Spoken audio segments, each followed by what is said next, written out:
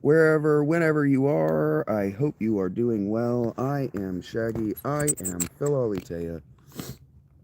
Hello, Shaggonauts. Hello, YouTube. I went and did it. I got myself pissed off again at about a topic that you think you don't care about, or that you think you know a lot about. I got myself pissed off about the gaming community again. You fucking idiots. You're so fucking dumb. You're so fucking dumb. You have what my granddad used to call more dollars than sense. What you have is wealthy parents who didn't love you as much as you think. That's what you have. That's what your problem is. Gaming in general. This gaming community in general. I used to know through secondhand this guy. His name was Elliot. And he used to piss me the fuck off because his name was Elliot. And he made me think of Elliot Smith. And Elliot Smith was a generational genius.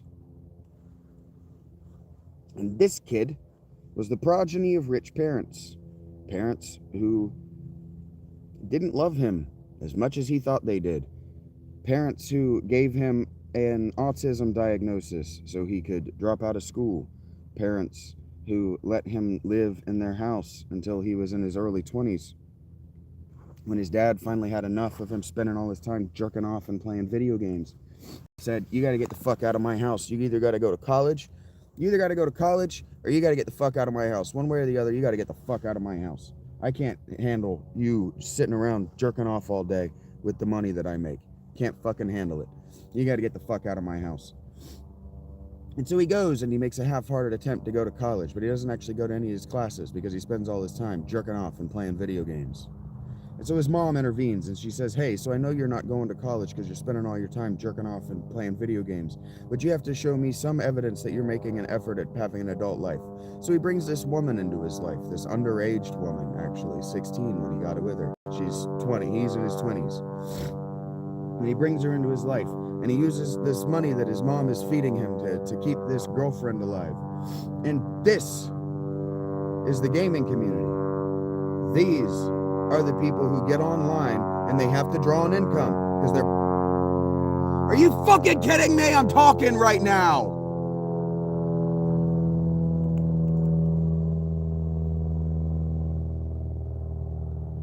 Anyway, these are the people who have to draw an income. This is where the conversation online comes from. For example, another person that I marginally like, Anthony CSN. Anthony CSN contributed to why Highborn died. He just decided in his mind that because they were played last, their trailer was played last at the Games Awards, that meant that they had spent a bunch of money on that and not on the game, which isn't true.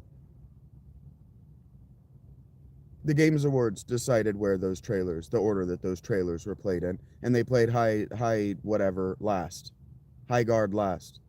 And you guys just decided because you got mommy and daddy's money, or because you've been on the internet saying hateful bullshit, projecting your useless and worthlessness onto the internet for so long, you believe your bullshit now, that you just tanked these people's hard work for no fucking reason. No fucking reason. But there is a reason. The reason is because you didn't want to play a new game. Exactly what I was talking about with the Final Fantasies and the conversation around Final Fantasy yesterday. They didn't want to play the games at the time. They didn't want to have played them by the time they got to them. They had enough people offer to pay them to play them, so they played them badly, on purpose, so that they could complain about them. And this is what you did with Highguard. You do it all the time. This is what people were doing in my chat yesterday as regards Call of Duty and Battlefield. You just decide you don't want to play these games, so you make them impossible for other people to play them. This is the behavior of rich and spoiled, unloved children. This is just the market of 1930. These kids know that they can inflate or deflate bubbles, and that's what they spend their time doing. That's why I had to quit watching Spiff and Brit. Spiff and Brit's channel's not about It's not about video games. It's not about even being excellent at exploiting video games. It's about creating and deflate. It's about inflating and deflating at your will market bubbles. And it's an elaborate joke on his ability to do it in video games and on the Steam marketplace, but not in London's banking, because he's not actually that good. He's not actually that excellent. And it makes me fucking insane. So video games are a pastime for the children of rich people, because your parents didn't love you, frankly. They just didn't love you as much as you believe. They spent money on you to keep you out of their fucking hair, out from under their feet, out from being in the way of important stuff. It's like the coach of Mississippi, one of the universities, Ole Miss, the coach for Ole Miss, stepped on the stand yesterday and he said the silent part out loud, that young women, that the wives and girlfriends and baby mamas of athletes, specifically of quarterbacks, but of any high performance male, need to understand that if they're going to get pregnant, they need to take that fucking thing and take it somewhere the fuck else. Because if that thing's going to have any kind of future, it's because this guy is a first generation rich person in the making. Good morning, Rach. The first child of the rich person in the making always suffers. Do you know how I know? My dad wanted to be a rich person. And you know what happened? I fucking suffered. Because the first child, if you're going to have the child before you're rich, before you have the NFL contract, before you have the Super Bowl victory, if you're going to have the child first, that child is going to suffer from deprivation of attention, because dad's fucking busy. Dad's fucking busy, and mom is too young and inexperienced to already be good enough at this to shield you from dad's absence. That's just what happens. He went up on the stand and he said that, and he was absolutely the fuck right. But it was the quiet part out loud. You're not supposed to talk about that in public anymore. You're not supposed to believe that that is the reality, that the first child suffers. The first child suffers, especially if you have the first child while you're still poor, while you're still living in poverty. Children who are raised in poverty suffer the poverty in ways that the parents don't. And the way that parents who weren't raised in the kind of poverty they're raising their children in, just can't understand. They don't know what they're doing to the child.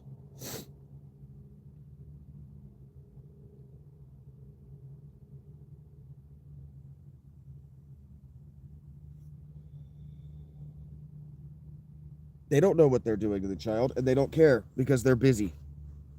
They're busy trying not to be poor. They're busy trying to not die. They're trying not to starve. And so I made a short reacting to a guy talking about how Sony is making the PlayStation 5 available through a rental package. You can rent to own, I'm assuming to own, but you can rent a PlayStation in your apartment for like £10 a month. It's actually stupid cheap. And rent to own is a store that sits right by the Kroger, the grocery store here in town, and it sells PlayStations at incredible markups, incredible, 2-3 times the price, but it's rent to own, and there's nothing wrong with that. And you could always go into a Blockbuster if you were a poor person and rent a Sega or rent an NES. You could always rent the console. They don't care if you own the console. In fact, trying to get you to want to own the console is why the tech in them is limited and why they're mostly just fancy art pieces. They are aimed at first generation, rich, young adults, because they were the pastime of young adults who wanted the things that their rich cohort, their rich peers had, because they saw those kids being able to get through the neglect and the abuse of their rich parents by gaming, by having this elaborate technological escapism. They saw that as the status symbol. They didn't identify it for the abuse that it was. They saw it as the status symbol, because the children suffer differently. Children hierarchize their escapes or their means of getting through the suffering of being children, and we blank it out of our minds. We blank it out. We just ignore it. We just pretend it didn't happen to us. We just pretend that when we were in 3rd grade and we didn't have good shoes, and the people around us, the kids around us, had expensive shoes, and they were giving us shit about how our parents don't love us as much because they didn't give us expensive shoes. We just blank it out. We pretend it didn't happen, and then we always have the most expensive shoes. Why do you think poor dudes collect shoes? Because rich dudes can afford to just own them. They can just afford to buy them while they're fashionable and wear them once. That's why. Why do you think black dudes wear white shoes and get all mad when you scuff them? Because they have to wear those all year, and they have to look like they just bought them. Gaming is no different. It's all the same. You didn't get your first PlayStation until you were in your 40s. Sure. Sure, it's a status symbol. Having the time to game is a status symbol. Poor kids don't have time to game. You think I was playing video games when I was standing in front of my dad's lathes? No. What time did I have to game while I was pushing a lawnmower?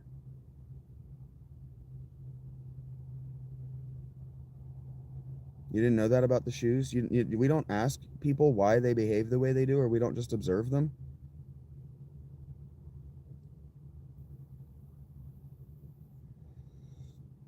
What time do you have to game if you're a good student?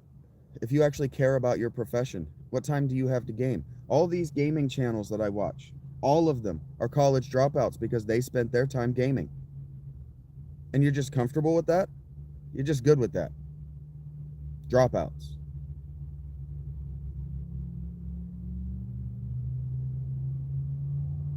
Yeah, I find it very upsetting. I find it all very upsetting. I saw this black dude, skinny, ugly black dude. I'm assuming that he's an African, or that he's the first generation child of African immigrants to somewhere in Europe, probably the UK. And he's trying to say that he's been paid to hype up this Korean open world game that has nice visuals, whatever, lots of big open spaces.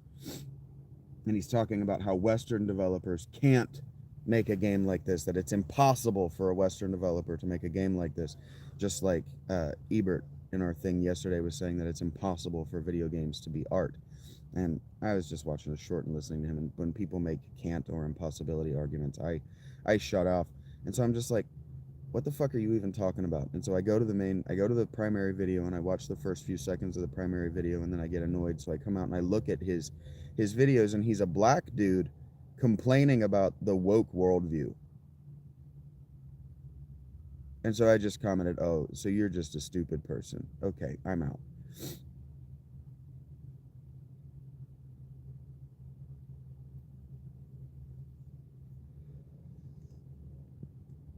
And it's just,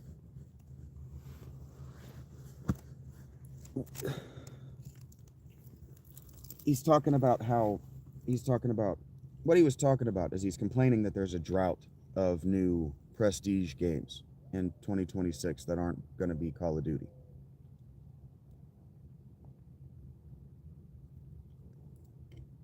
Because there is. Because in 2023, this isn't common news, because the gaming channels and the gaming news don't want you to know this, but in 2023, all of the major developers sold. They sold off all their assets, and they canceled all of their long-term loans that would have taken them into the 2028 market season.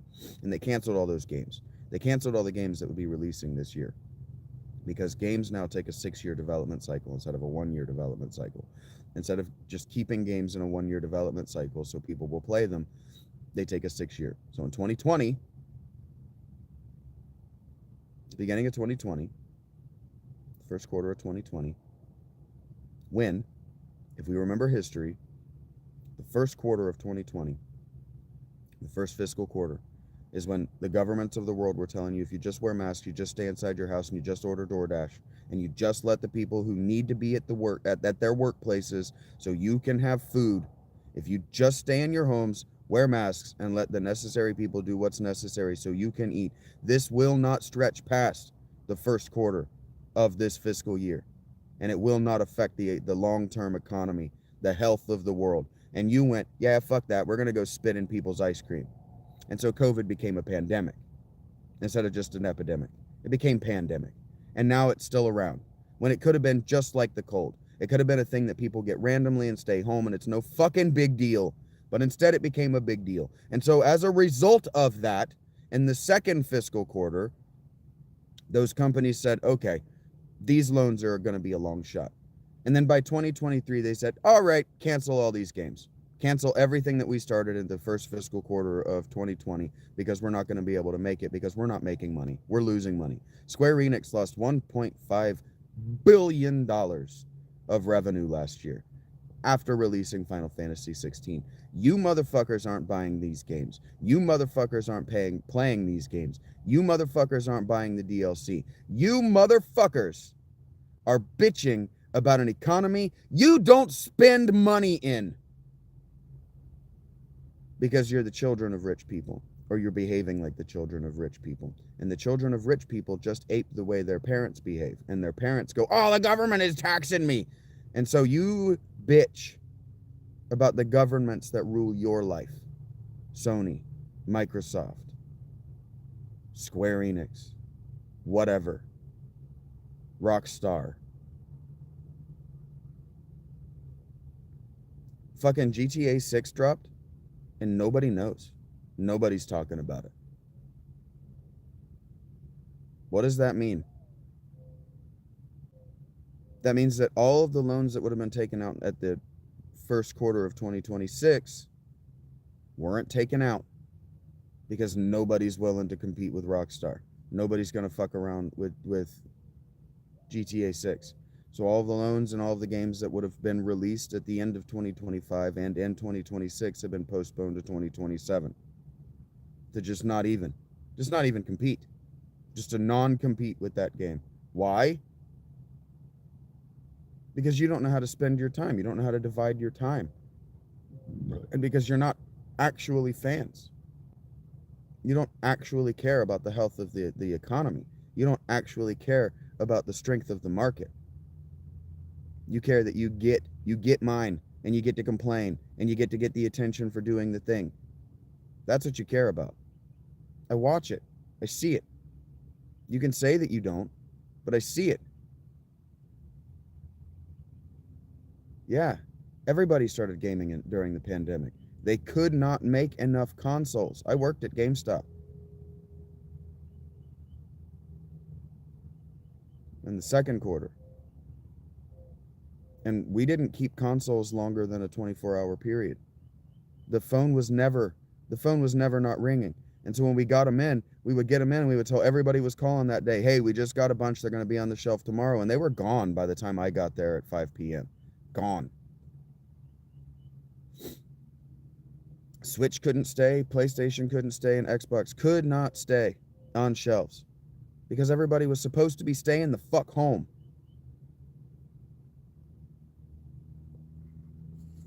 And so a huge number of people who had never gamed before, but who had the children of rich people as peers, just began to ape the children of rich people as regards this hobby, this time sink.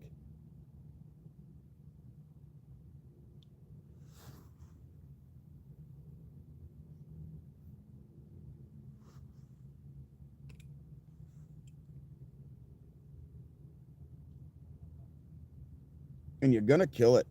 You're gonna kill it just to kill it.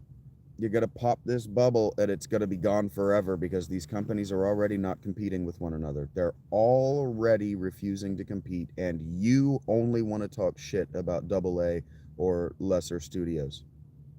The only people who say anything nice about video games, and I was reading an article, the Highguard team. The reason I was talking about Highguard earlier is because a bunch of the original devs, a bunch of the original creative directors of that game were just laid off because they're too expensive. Because they're actually good at their jobs. They're actually good at their jobs. So they had to be laid off because they're too expensive. And so they were laid off, and one of the guys who was involved in the art of the game was talking very candidly about exactly what went wrong. And he said that game was tanked from the moment that it was announced. It had no chance. It was dead on arrival because of what I said. You guys, the fan community, the people who are famous for telling you what games to buy and what games not to buy, what games are dead, what games aren't dead. Like this idiot here, Last Titan. He's just repeating something else that he heard someone else say. He's not saying an original thought. He doesn't have an informed opinion. He doesn't know what he's talking about. He's just saying that because he heard someone else say it.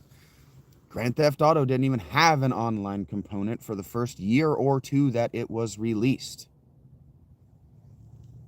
You guys are just assholes.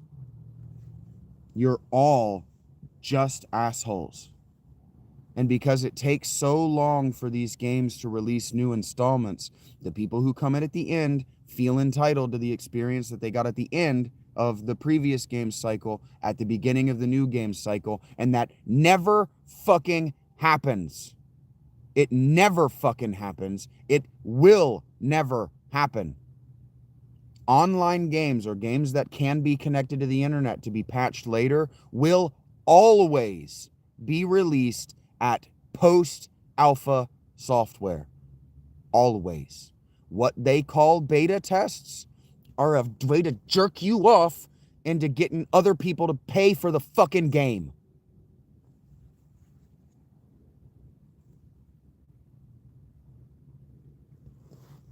Always.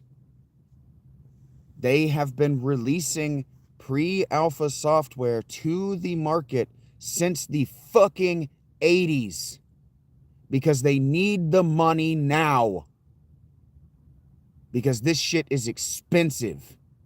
And you motherfuckers don't filter in money during the course of development, and most of you are going to tank it when it releases so you don't have to support it, so you don't have to try something new, so you don't have to see people talking about something that's not your special thing. And your special thing's fucking Minecraft anyway. Or Fortnite. Fallout 76 is allowed to be somebody's special thing because it's the new and developing thing that I'm talking about. It's actually trying to be a pioneer in the thing that I'm talking about. They're trying to serve their community. And these devs who are trying to serve communities of gamers, that you're just tanking because you don't want to be a part of that community, because you don't want to be a part of any community. Last time, I'm not talking to you directly.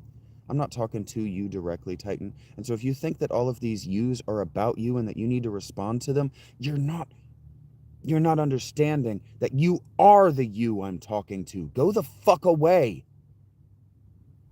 I'm not giving advice, you fucking asshole.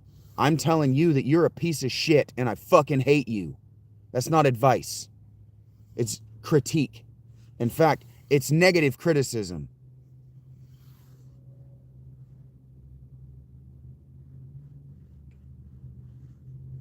My mother used to say, if you got nothing critical to say, don't say anything at all.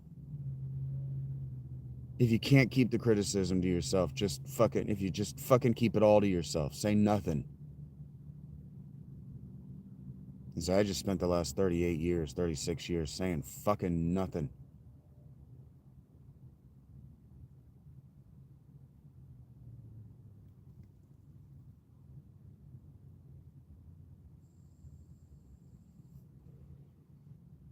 If I had advice to give you, milk, it would be to fuck yourself.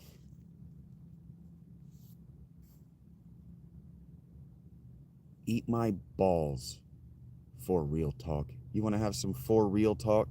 Eat my balls. You're fucking nobody. You're fucking nothing.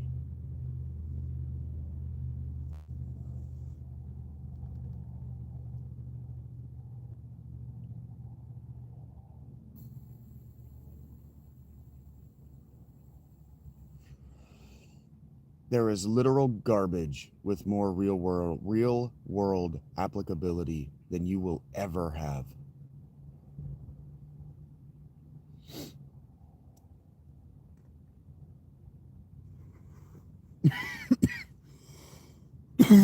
Like, I'm listening to Rich Eisen yesterday, and he's being deliberately disrespectful of Olympic athletes for the bit, but he's talking about how he thinks he could do curling. And I watched a woman who said the same thing. Science YouTube channel, popularizer, tries to make you think that you understand the world better than what you do. And she's like, oh yeah, I could totally do I could do the sweeping thing in curling. And she goes and grabs the broom and she pushes down on it, and her feet shoot out from under her because she forgot that she's standing on ice. And it's like, no, you couldn't. No, you couldn't. And good on him, because what I'm remembering is him saying, and Susie's probably hearing this thinking, I haven't seen you pick up a broom in decades. The children of rich people, folks. First generation richness. First generation riches. Make us believe things about ourselves and the reality of the world that is not true, that are not true. Curling is hard as fuck. Standing on ice is hard as fuck. Walking on ice is hard as fuck. And what they're not doing is using a broom. They're not just brooming that ice. They're rubbing that ice so fast that the friction of the pad melts the ice. They're rubbing it so fast and so hard that they're reshaping the ice, and they're creating a layer of water for that curling stone to glide across.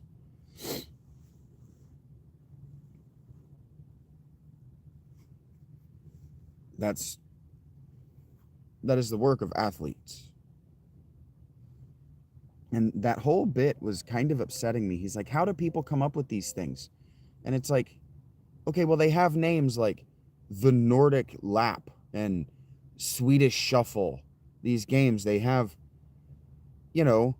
Nordic names because this is what you have to do with your time. I don't think Rich knows, but like the Scandinavians, I think it was the Swedes, during the first half of the 20th century and earlier, they actually had soldiers on skis. They had motherfuckers who could range like these Olympics, and like the one Olympic biathlete, right, who has to do the real fucking fast on the skis and then shoot motherfuckers. That was a real thing people did. Shooting targets is just how they got good at shooting humans. That was a real fucking thing they did. And so the reason these competitions exist is because these people were already good at the downhill thing, and they were already good at the running around and shooting thing. And so they were like, yeah, but how fast can you run up that mountain in skis? And it turns out the answer is pretty fucking fast if enough people do it and time it long enough. But that's the same way we got to, well, how fast can you run a mile? How far can you throw a fucking javelin? I watch those javelin tosses. I watch people throw javelin, and I think that we forget that the javelin used to end. It didn't used to just into the ground. It used to into a motherfucking human being.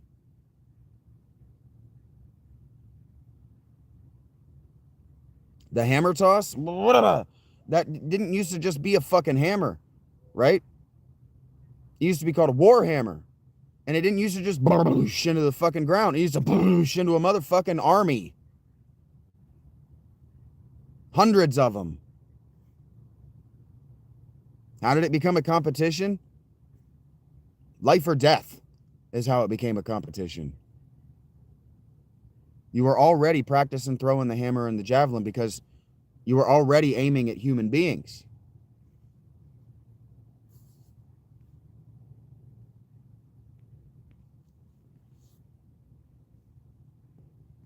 I think we forget this. I think we forget it entirely.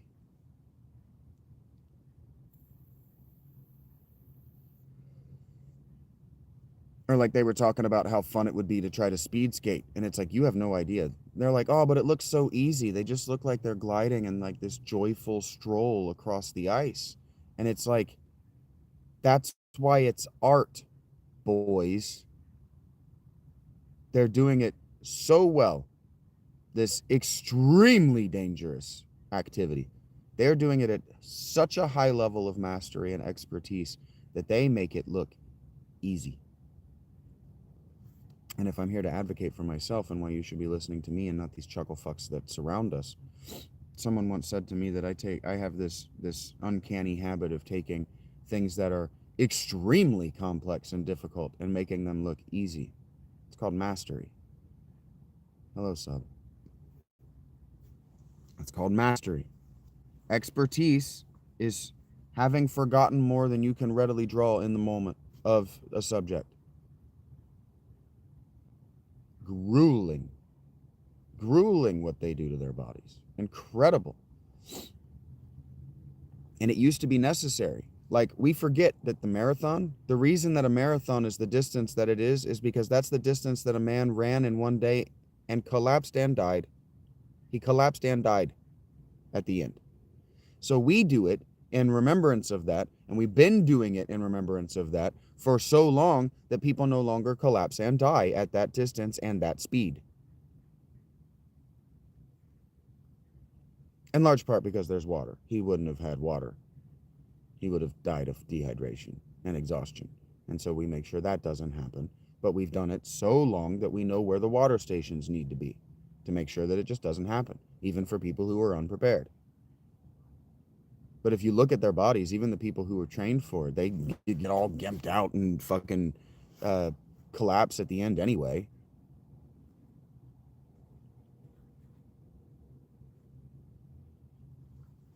This is why these things are sport. The difference in a sport and a game is not irrelevant. A sport will kill you.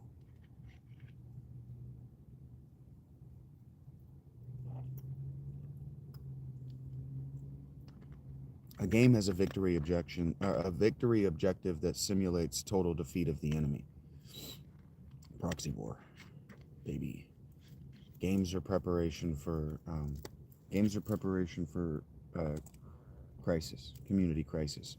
That's why your hero in RPGs is always saving the world. And so when women said circa 2016 that they were tired of all of the plots in video games being about saving the world, why can't it be something more local and why can't it be something more intimate? Video games lost their way entirely. 26.2 miles is insane. I would get bored driving that at 60 miles an hour and take 25 minutes. Not take 26.2 minutes, but you know what I'm saying.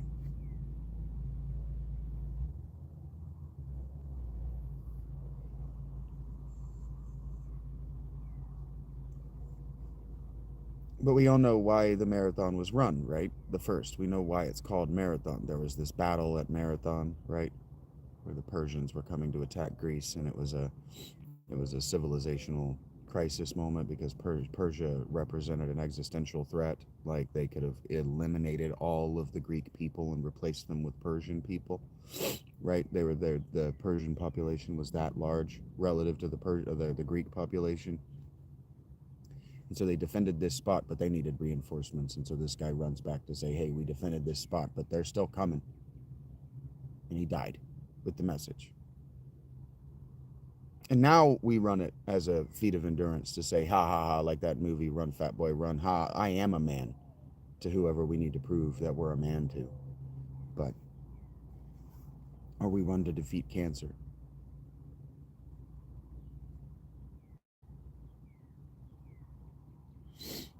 But there was a reason. There used to be a reason.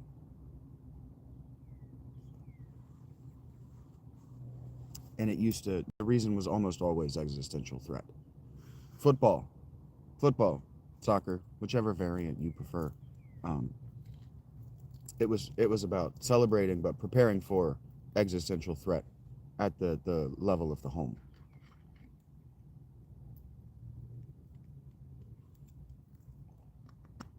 Everyone at every age of the civilization needed to be prepared for the shield wall, needed to be prepared for the crush of bodies. Every male did. It was a good day in class? That's interesting. That's a fun way to say that. You probably you talked about the 300 and the Spartans and you watched the movie and stuff. The movie, if you actually know the history, is a brilliant representation of what the Greek people thought of the Persians. It's pretty brilliant. Pretty awesome, actually. Pretty cool movie. I wish Zack Snyder's stuff were good after Sucker Punch. People reacted badly to Sucker Punch because it's questionable material. But a good movie. It was a well shot, fun to watch movie. And movies should be fun to watch. They don't all have to be art.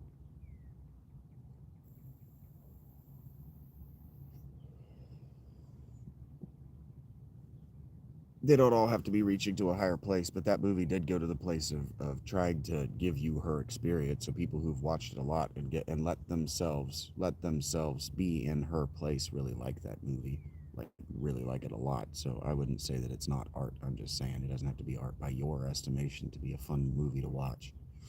I just wish that the rest of his movies were fun to watch. Ugh. All right, I'm not pissed off anymore. Pretty much done talking about that. Basically, what I have to do is I have to talk myself. I have to talk myself into continuing. Every day I have to remind myself why I'm doing this. Aw, no, she didn't. Lucy's such a special girl. I poured her out I got her a bag of nuts the other night, and because she ate all her chips, and so I poured out a bunch of the nuts. And I've been giving her a walnut. Well, I've been eating the nuts, and then I've been setting out one of the walnuts for her for months. Months I've been doing this. And she pushed the walnut on the other side of the blanket to me. She left me the walnut. What a special little girl. It was on the other side. I put the nuts and everything around the blanket, and she'd push it on the other side of the little curtain. She did that on purpose. What a special little girl.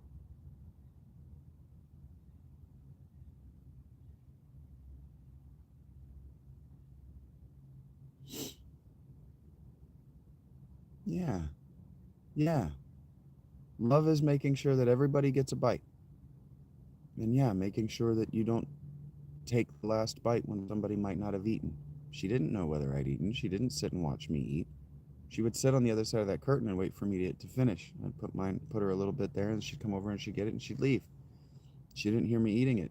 She probably heard me open the bag and set it out and pour it out and then go to sleep. And so she said thank you by giving me the walnut.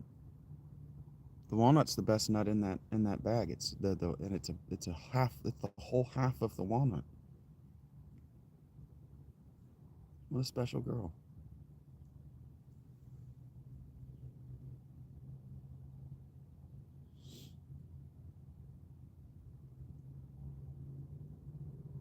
Yeah.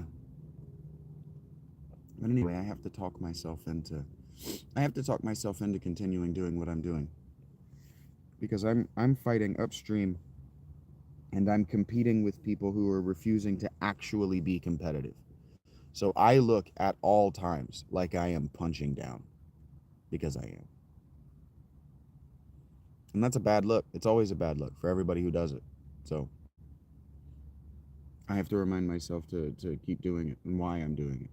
I'm not here to be hurtful.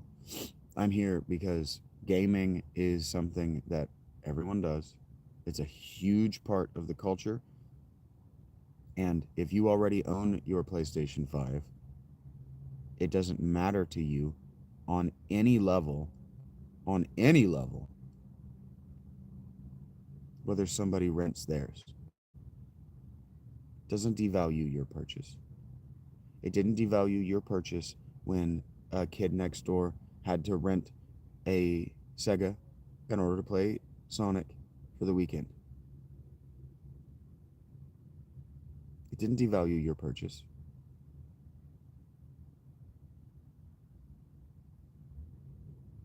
And it will now. Game Pass didn't devalue 7 Days to Die. Game Pass doesn't devalue Call of Duty. Game Pass doesn't devalue anything. Game Pass, the subscription, sustains all of those products so that they can remain free for the people subscribing to Game Pass. Blizzard figured out pretty quick that $15 a month that you're paying for that subscription pays for a lot. That's a lot of money. 9 million people times $15 a month is a lot of money.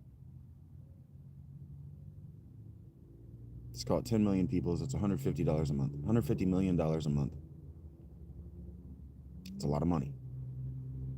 150 times 12, and you're starting to talk about a lot of money. You're starting to talk about billions of dollars a year. And that's before microtransactions. Billions of dollars a year just in that subscription revenue. That pays for a lot more than just payroll. It buys a lot of things. It buys a lot. Because you got to be smart with that money. And you got to make it sustainable. And you got to spend that money in ways that doesn't lose money.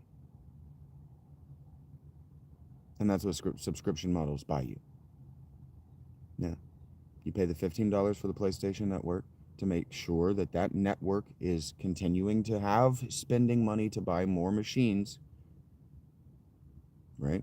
So it's stable and it works. Because the PlayStation Network used to be unstable because people bitched that they had to pay a subscription fee in order to use the internet on their machine. Just like they used to bitch that they had to pay for AOL back in the day. Just like they don't understand that paying for their Wi-Fi, paying for their landline, their internet connection actually does pay for Internet Explorer. And the reason it pays for Internet Explorer is because Microsoft can make access to the internet free. All of this happened in real time as the 80s transitioned into the early aughts. That's called the 90s. I know that. But a lot of people just decided they were going to shut off in 1989. They're going to turn off their brains. And then they woke their brains back up sometime around 2016, 2019, 2023. And they went, wait a minute. This isn't the fucking 80s. What happened? I thought the 90s were going to be different than this. And it's like, motherfucker, it's been 40 years. Shut the fuck up and go back to bed. Rip Van Winkle. Like, I swear to God, the most accurate thing Family Guy has ever done, the most accurate meme Family Guy ever did, and I swear to God, this is a more accurate way to describe what I just described. I swear to God, what happened is in 1889, everybody just sat down in front of their porn, and they emerged about 2023 with this giant, beefy, masturbating arm, and bleary eyes, looking around like, oh, fuck, things have changed. Like, porn's not even free anymore. I think that's why you emerged. Is because these paywalls that I'm talking about, porn finally went, fuck, we can't afford to pay these girls. What are we doing? Shit. Like, you can pay $30 a month for a porn subscription, right? Or you can go to OnlyFans and you can pay $30 a video, and that's cheap. That's fucking bananas. This is how expensive everything has gotten because you motherfuckers got everything for free for a very long time. And now you're looking at that fucking list and you're going, oh God, everything was free because this is what was happening? Yeah! Yeah! The only people who can give shit away for free are criminals. Yeah. Why do you think companies like Wendy's and McDonald's, why do you think McDonald's was doing the monopoly thing? Because they had more money than they could spend on payroll. If they spent all that money back in payroll, nobody would show up to fucking work. They did the study. Circa 2000. It had to have been after 2009. Circa 2009, 2008, 2009. And their test stores McDonald's actually did raise their pay raise. At the time it was 9.25, from 9.25 to 12.50. And what they found is that the customers were happier because they were happier to be there for a short while. And then everybody moved to part-time because they made all the money that they were used to making in 2/3 of the hours. And so it turned out that if they made more money, they had more time to masturbate.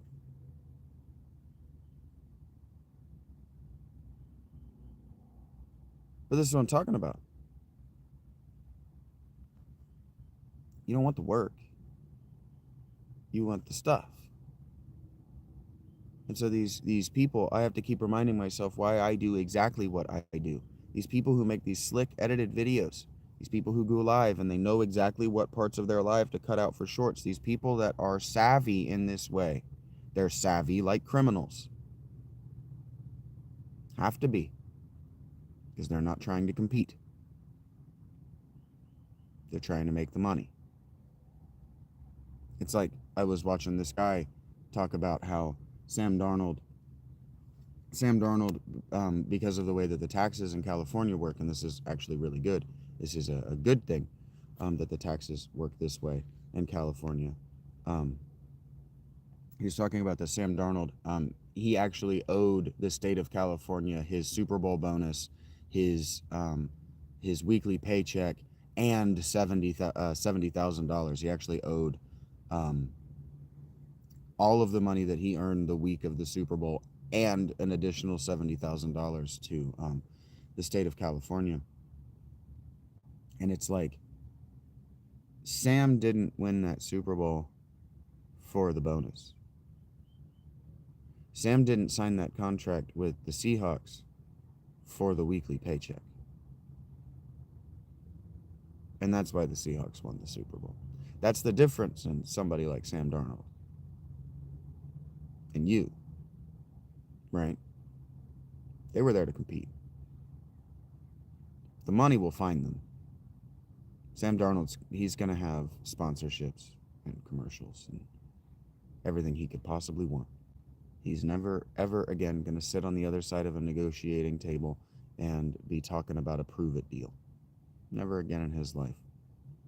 But Sam, ever since that rookie contract, he was the second overall pick in the NFL draft. That guy hasn't had to consider ramen over real food since like his 22nd birthday.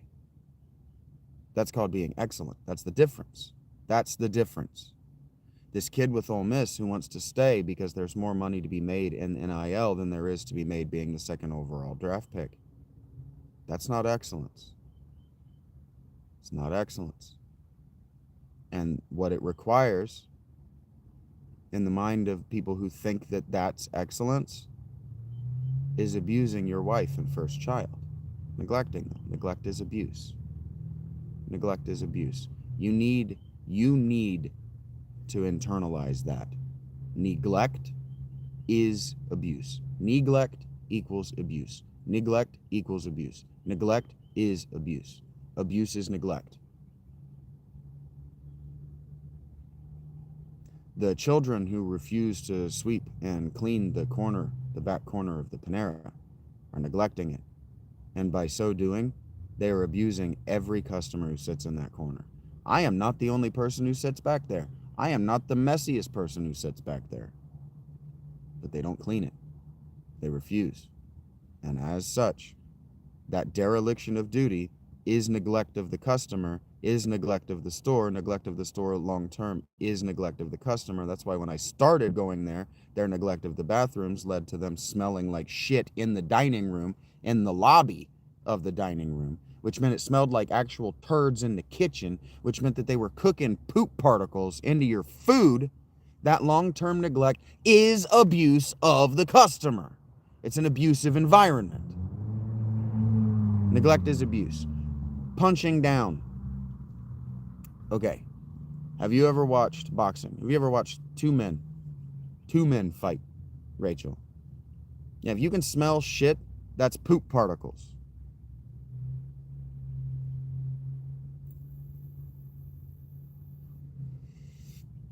That's why I'm conscientious of whether I do or do not stink. All right. If you've ever watched boxing, have you ever seen what happens when a significantly taller man punches a man who is like a guy who is significantly taller than the other guy punches at him? Or have you ever seen somebody with a significantly longer reach punch at somebody shorter than them? For example, have you ever seen a boxer uh, spar with an adolescent, a child even? Okay, punching down means that there's no natural defense to a blow coming toward the top of your head from something with a reach many inches longer than yours. There's no defense. They're punching down. They're going to be pushing your gloves down away from your face every time they jab at you until you just, the top of your head, your forehead, your eyes, you're defenseless against that. Punching down is literally punching down on a defenseless opponent. Yeah, it's an extremely poor taste. What I'm doing at all times when I'm talking about these people, the shorts I made this morning, the shorts I made yesterday, when I'm criticizing these people around me, Brandon Sanderson, I'm punching down at him from an intellectual high ground from which he can't defend himself. And it's in extremely poor taste. And so what's happened is that the intellectual milieu of the internet in the modern age has occupied all of the lowest ground. So the people who stand on the moral and intellectual high ground look like they're the ivory towers. People like me, I can be easily dismissed by the people who walk through and go, oh, well, he's just punching down at people who are lesser than him. He needs to be quiet. Like my mother used to do. My mother telling me, can't you just not be critical, is saying, can you not punch down at me and your brother?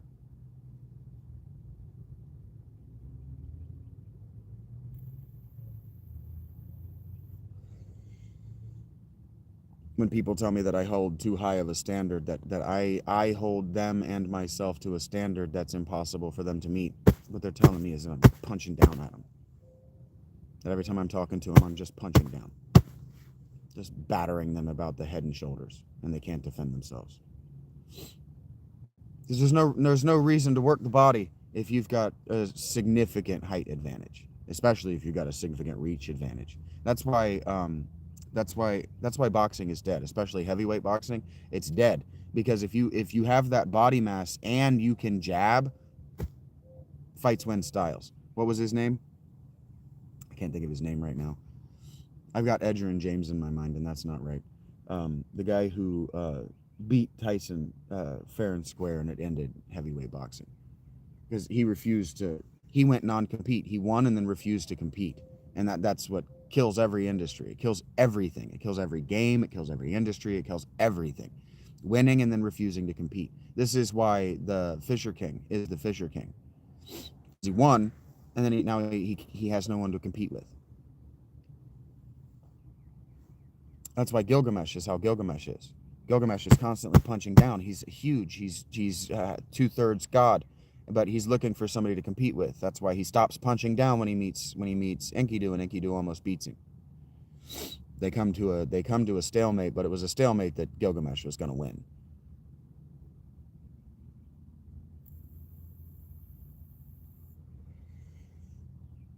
And that's why they had to kill not Holyfield. No, it was the guy. He actually beat Holyfield straight up too. He had dreads. He was from the UK, black dude. I can't remember his name right now. He was a jabber. He was a boxer, outright. So his style was to circle around you, just jabbing, pop, pop, pop, just jab, jab, jab, jab, and win on punches scored. He would win on scores. So he's hitting you, pop, pop. He's landing punches, pop, pop, pop, pop, pop, catching you with these jabs, and so he wins every round 10-9 because he's scoring. And so then guys come into the 10th through 12th rounds trying to knock him out, and then he's able to get counterpunch knockouts. That's how he was able to beat Holyfield. I watched these fights as a kid. I was watching and examining them and listening to what was happening. I thought everybody was. I thought everybody was taking it as seriously as the fighters, but I might have been the only person watching them sober. Because I was a little kid. I didn't want to see them hurt one another. I wanted to see them fight within the rules. And I think everybody else watching wanted to see them hurt one another.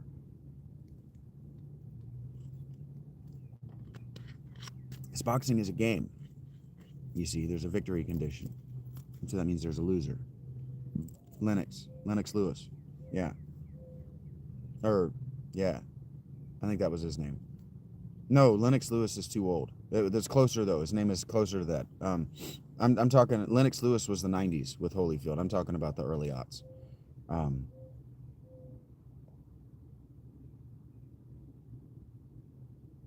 It might have been Lennox Lewis, because I might be thinking Riddick Bowe from the '90s. I think it might have been Lennox Lewis. It might have been Lennox Lewis, because that name jumped right out to me.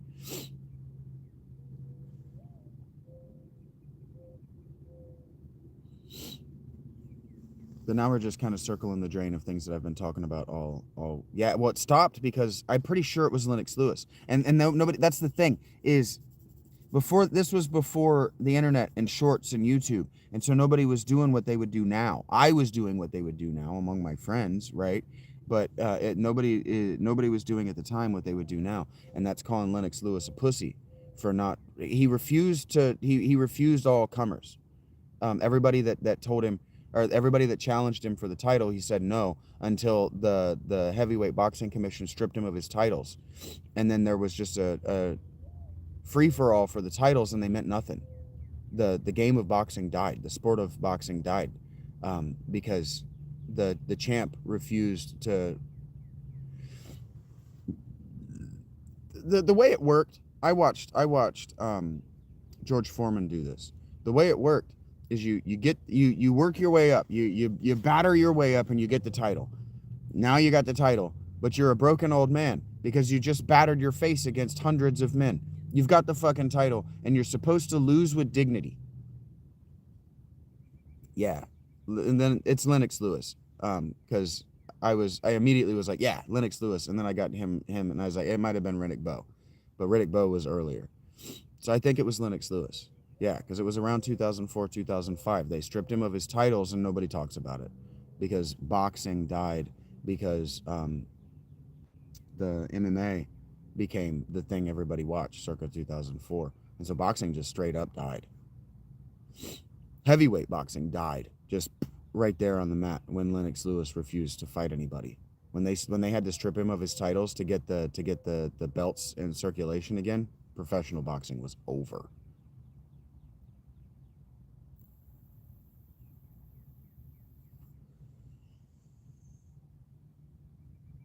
There was more money to be made, and there was more money to be made as a striker in MMA.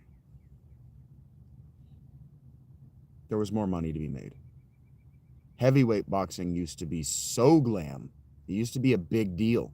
Evander Holyfield is one of my fucking heroes, man. Those walks into the ring with the fucking coats and the fucking music and all of that, I used to get so hype about that shit.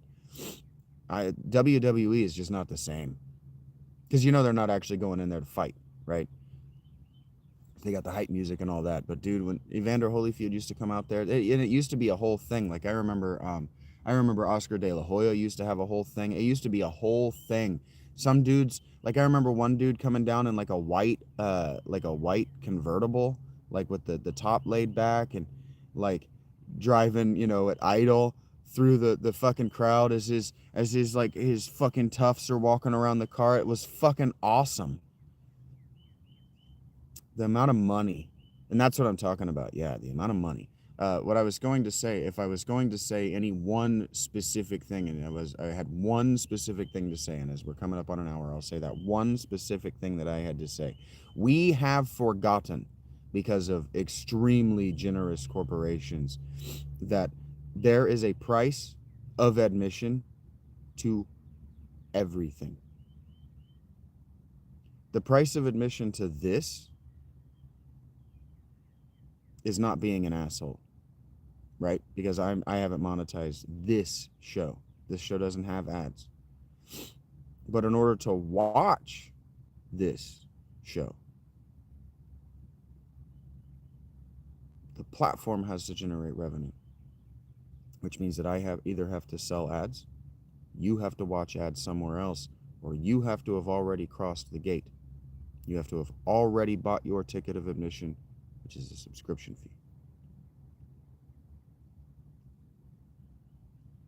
And I don't think there's anything wrong with subscription fees.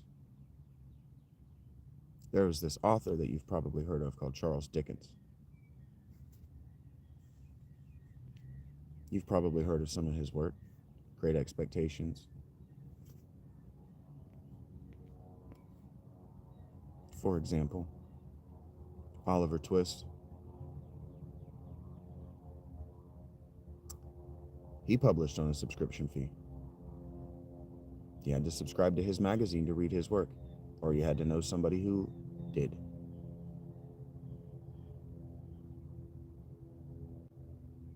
Subscription fees make art possible.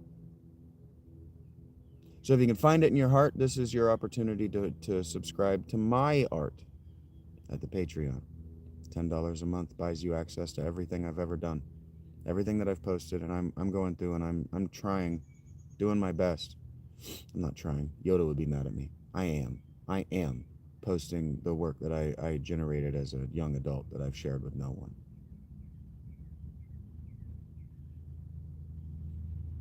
So, if you want to see my work and my genius infect the other things that you like, that means that they have to be watching it.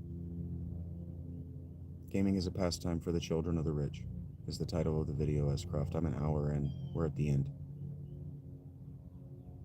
If you want to see this, if you want to see things get better, you want to see me go and fight that fight for you as a representative of your better interests, that's an artist, a performer, but also representatives are what we have in our governments.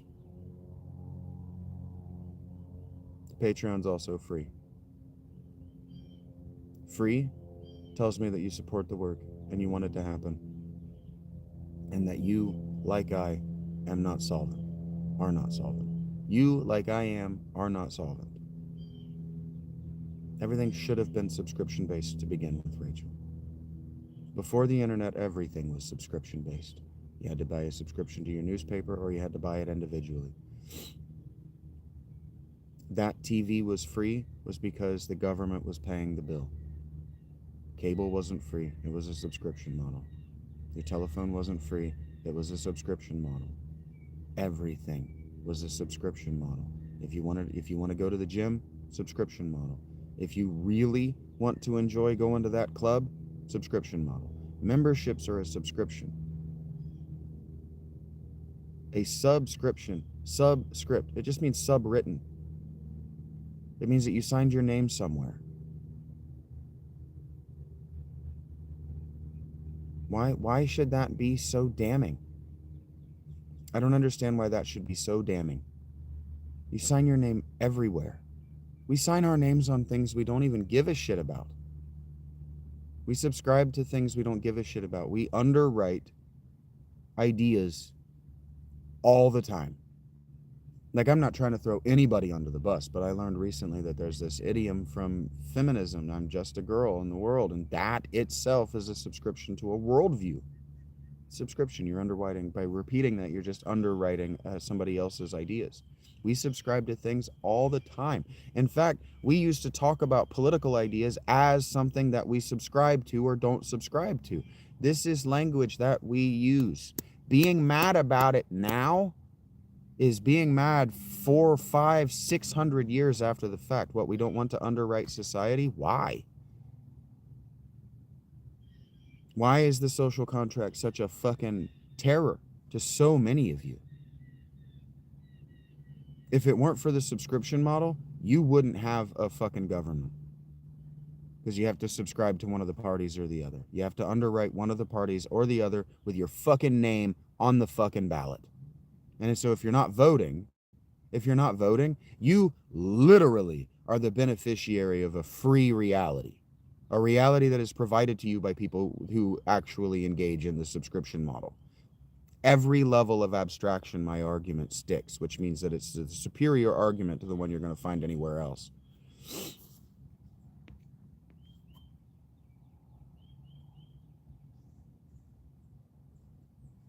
I really wish the Cash App would stop telling me that my tip had gone through at the restaurant last night, because I keep thinking, oh, am I actually making money at my performance for saying these out-of-pocket things? And no, I'm spending money.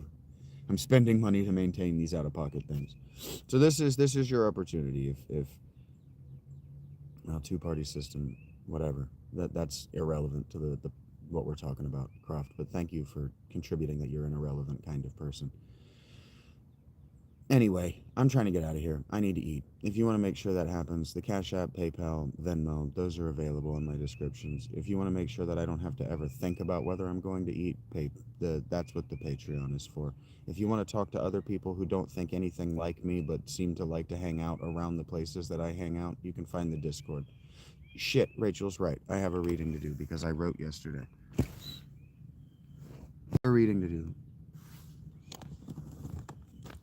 I wrote yesterday. I'm not going to write today. I'm gonna go eat. And because I decided yesterday that I was going to actually do. I have this subscriber who's been up my ass to take a day off and just take a few hours and just not be working on anything in particular. And so I just did that last night. Now, I didn't make any money for it, and that's fine. But I was able to eat. No, I forgot about the reading. You don't have anything to be sorry for. I say every single day that I am more likely to do the things that I do regularly. I'm more likely to follow through and actually do them if somebody asks me to do it. Somebody's like, hey, that thing you said you would do.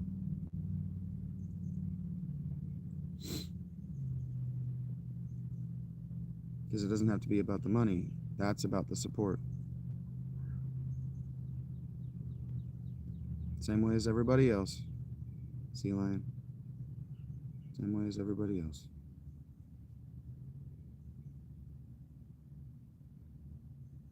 All right. I titled this scene Brum.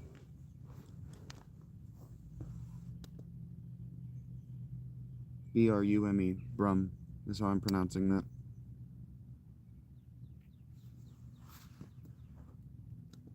All right, author Vincent Kyle Dennis. A single droplet of water floats in a world of night. It shimmers, radiating its own light, a liquid sun being born. It turns, slowly, its surface shivering. Its light grows brighter and brighter, from so faint as to be only barely visible until it is great enough to reveal the concentric ripple rings of an expanding sphere splashing into existence in every direction within a universal ocean. And it is gone, dissolved, consumed in cosmic oneness, eternal unity. A woman, or the semi-translucent and quasi-opaque form of a woman, floats now in a space both within and apart from that water, both of the body and the one in particular. Her legs are folded beneath her, and her hands cup the empty space between them, fingertips almost not touching, thumbs open to accept a gift she has not yet asked for. Her posture is relaxed but not sleeping, her eyes closed and not dreaming. A long curtain of silver hair bobs around her shoulders. She exhales as she opens her eyes. She lowers her gaze and smiles at the marble floor beneath her. She is gone, no longer a physical part of the world. She is a mist, intangible but real.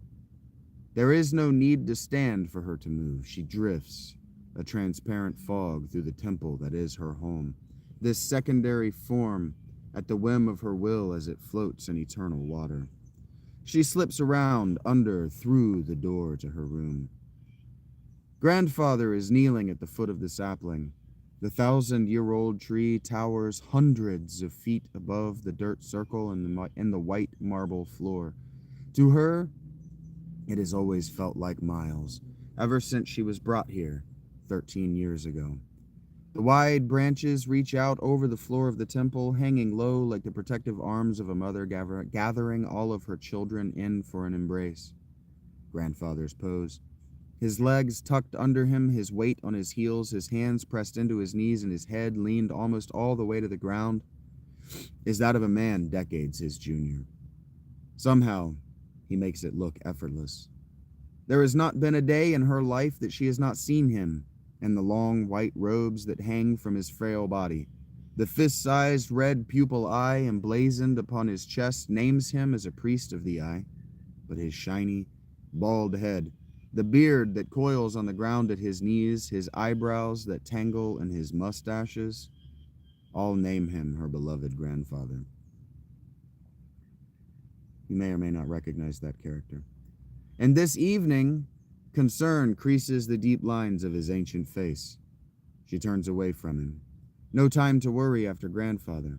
He will no doubt tell her. He will no doubt tell her what weighs on his heart when he has decided the time is right. She wants to be with Leaf. Chapter break. The moon casts deep shadows on Nyson as she emerges from a well.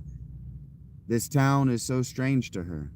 The sanctuary city, her home, has, well, buildings recognizable to her as such. Nyson does not.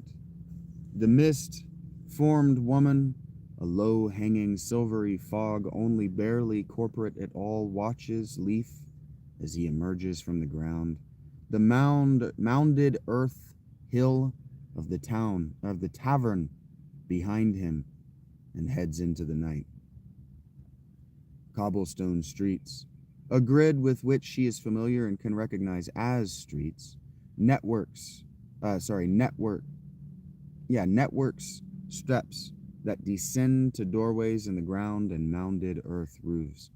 To her, the whole town looks like a fresh graveyard, with windmills turning like insane fair pinwheels in the silver night.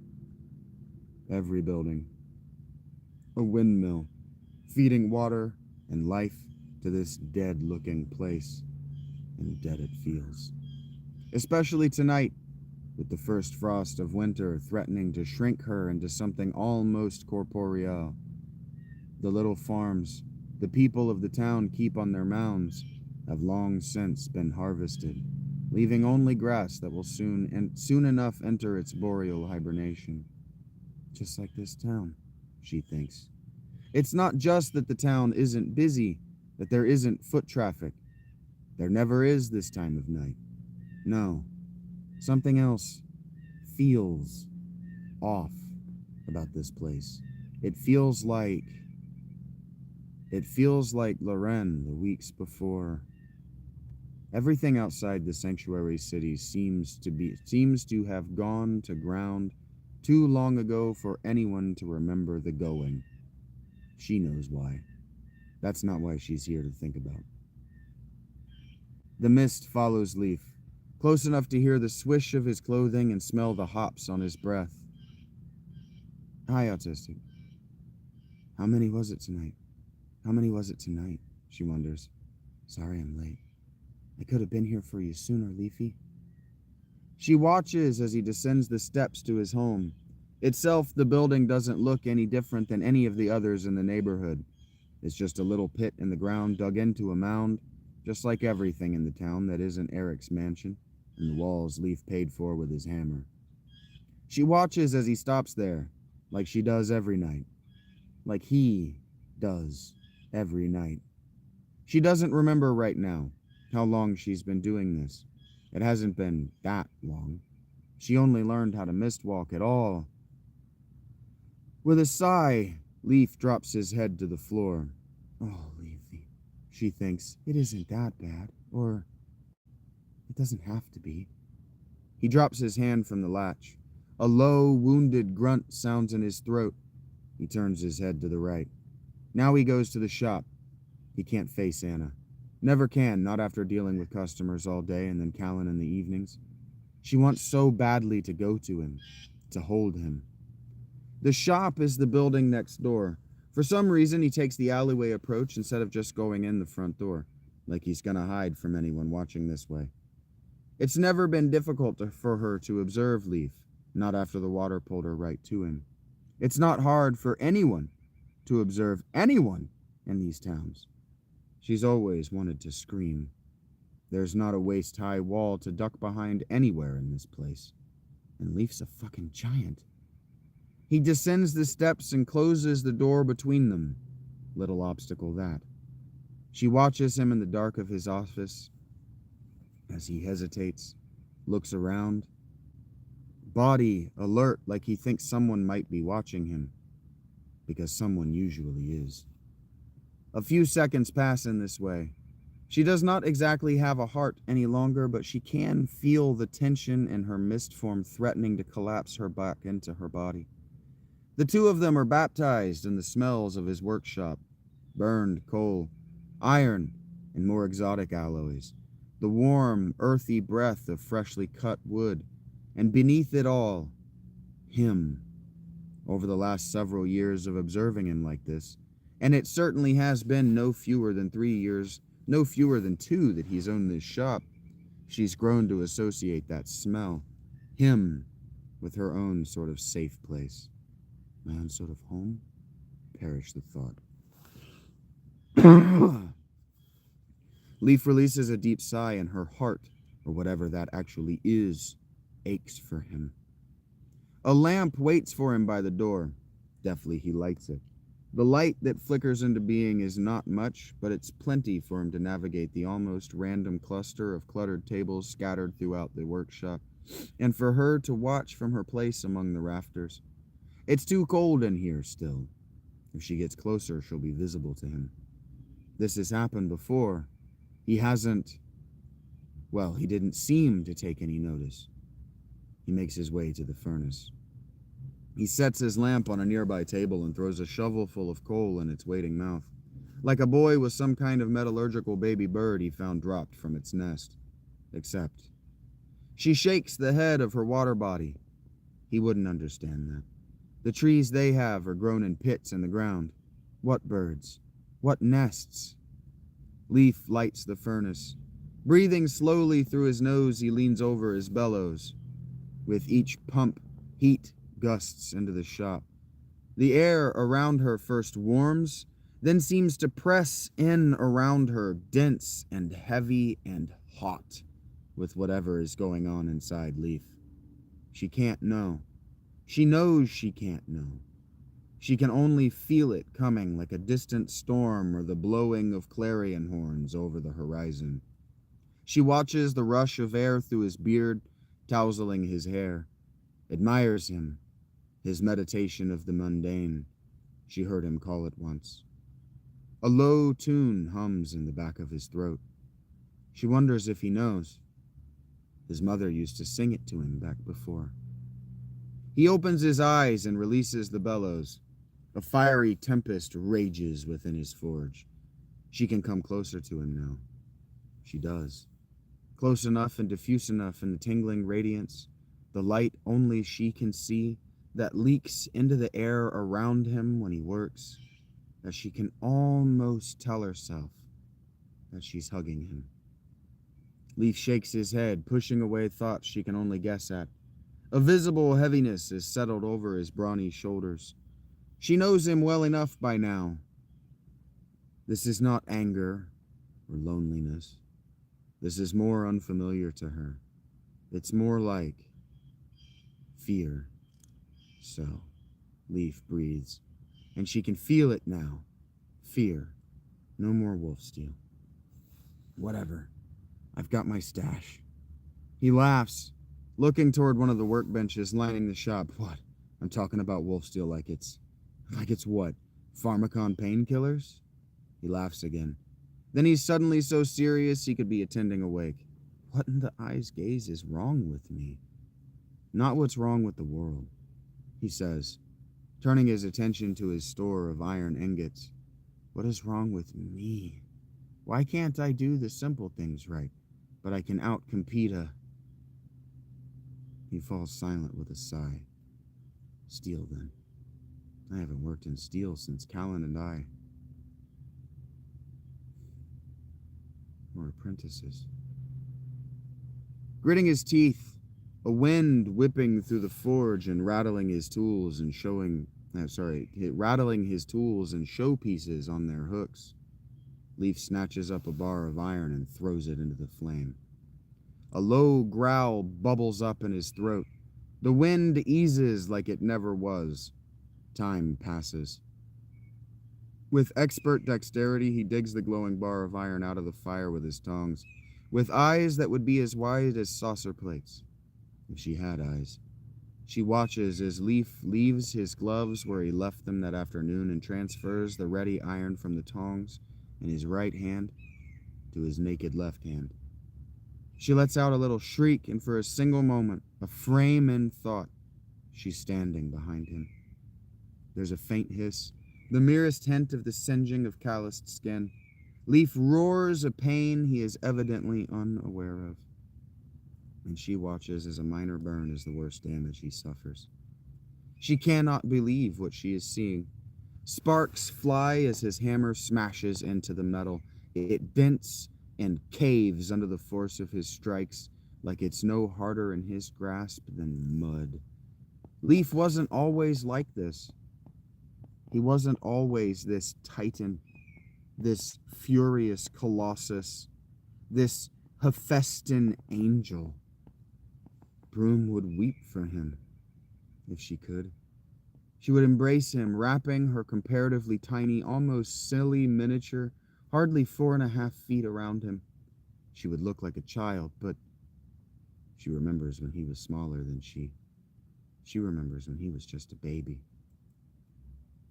Loren is so beautiful. In this place between places, between bodies, between life and death and what is beyond, this superposition of then, now, always and forever, she may as well still be there. She was 5, standing at the side of Loren's bed. The baby? Leaf, she reminds herself. He's not a baby. Daddy said he has a name, and his name is Leaf. Is so small in her arms. Brum doesn't remember ever seeing her so thin. She looks drawn, like a sheaf of flax drawn out to dry. Cured is the word she thinks at her child self. She looks cured. Ironic. Loren's resplendent hair shines in the candlelight of her bedchamber. Expensive tapestries hang from the walls depicting scenes of hunting in a wooded world no one has ever seen in the frozen flatness of the northern expanse. Her face, smiling, is too young to be this haggard. The baby, Broom says, her eyes big in her cherub face. I'm sorry, Loren. Leaf, he's... Broom's queen smiles down on her, the blues of her eyes as bright and warm and loving as a summer sky without a single cloud in sight. He's just fine, she says, hugging the cloth bundle that is the baby. Just a day old, she thinks, to her bosom. The little girl scrunches her nose at the sound of suckling, and he's going to be just fine, I promise. Puchin can't hurt him, or me. She reaches out a hand that looks frail and skeletal even to her child's eyes. The girl doesn't flinch, even leans in as it strokes back her silver-white bangs, pushing them into the bob around her shoulders. Or you, Brum. Eric will protect us. Yeah? Leaf yells, and she realizes that she had lost herself in a past that never comes back, or in a past that is never coming back again. Yeah? I'm nothing? She doesn't love me? His skin, she realizes, and the light of the forge in his one weak little lamp is glowing. A faint white light covers his entire body like the sheen of sweat. Static dances in his facial hair. White light covers his entire body like the sheen of sweat, Static dances in his facial hair, arcing from his mustache and his beard, and his jaws bite off every yell like he's still eating the elephant. I'm the spoiled child? You take it back! You take it back, Callan! She shifts her gaze to his hands. Whatever Leaf was going to make of this place, it is now a mangled thing like frozen mercury with a useless tang.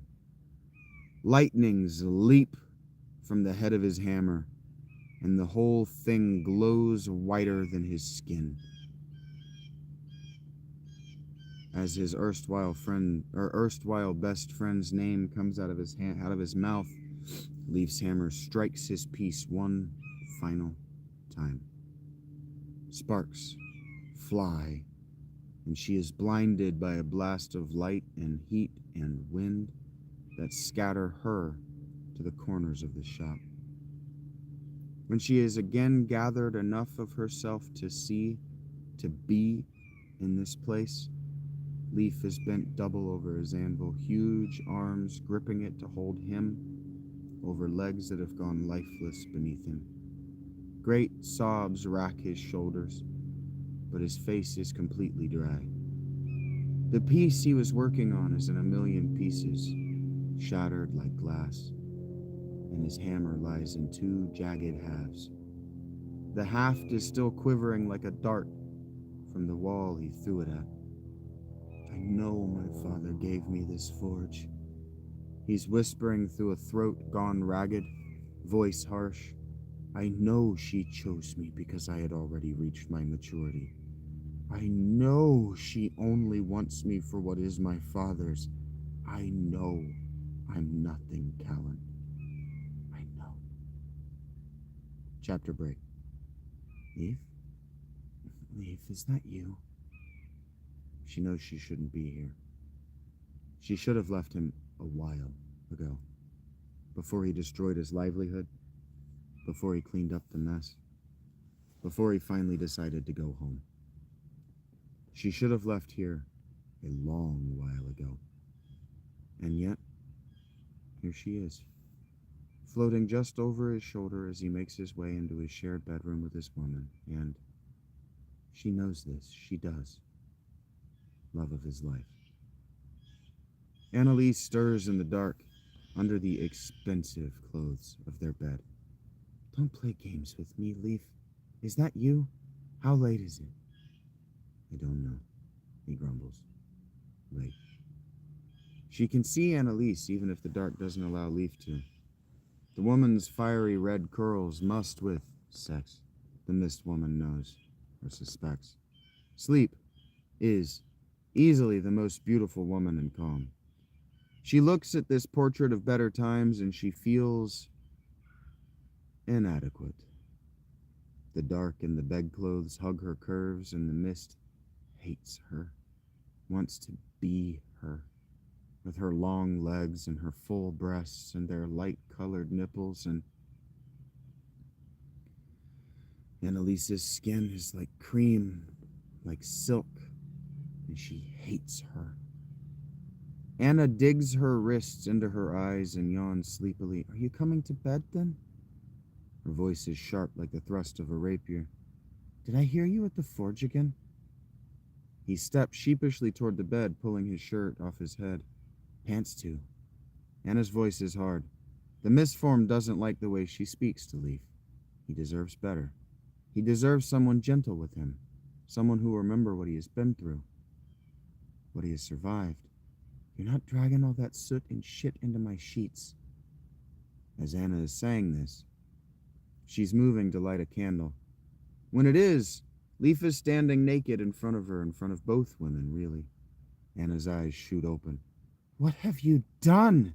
She almost shrieks, shooting up and out of the bed, candle forgotten in her hand. She crosses to him, takes her hand in his, and holds it up to her face. The mist hates her for being so damn tall, too. She doesn't have to look much further up at him than Callan does. It's nothing. Leaf tries to pull his hand away before she digs her hands in, turning and locking his in place against her hip. When she's sure that he's done resisting, she pries his fingers open. The pained hiss that exits her lip is to be expected. The wound is incredibly not as bad as it should be, but whatever blistering there was has progressed to pus. You have to stop doing this, she chides him. You're gonna ruin the hands that feed us. His hands aren't a concern right now. the mist woman thinks to herself. It's not a... She shushes him. You can't expect your father to provide for you if you can't work. Her scolding glare silences his protestations. Come to bed. I'll get the salve.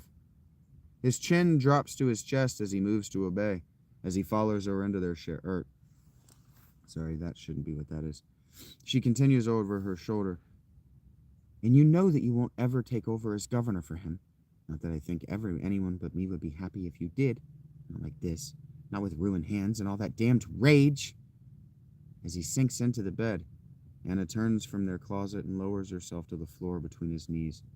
The mist hates how green Anna's eyes are, how real the concern in her face is, how tender her hands, how obvious her love for Leaf used to be.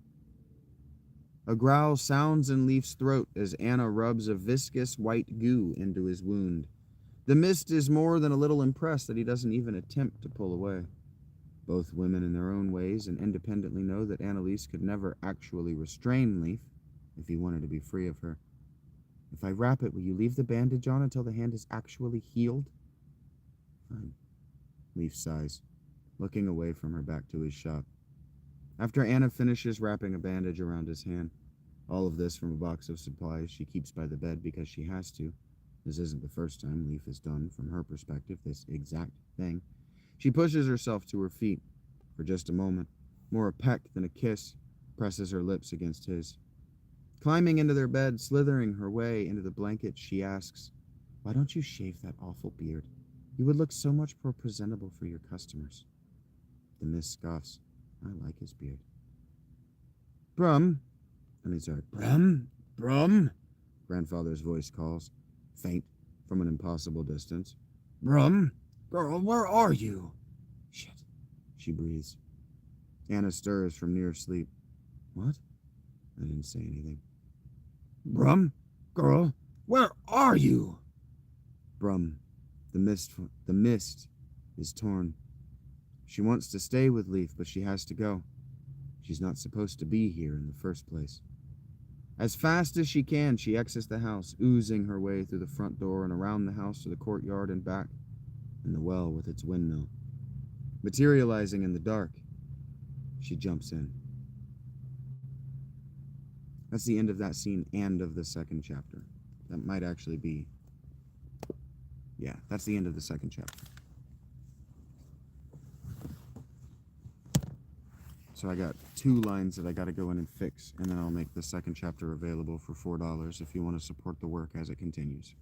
And the exact model that I have been advocating, that I have been advocating is the way to make the future possible, the way that made the past possible, that made the present that we exist in and are trying to destroy possible.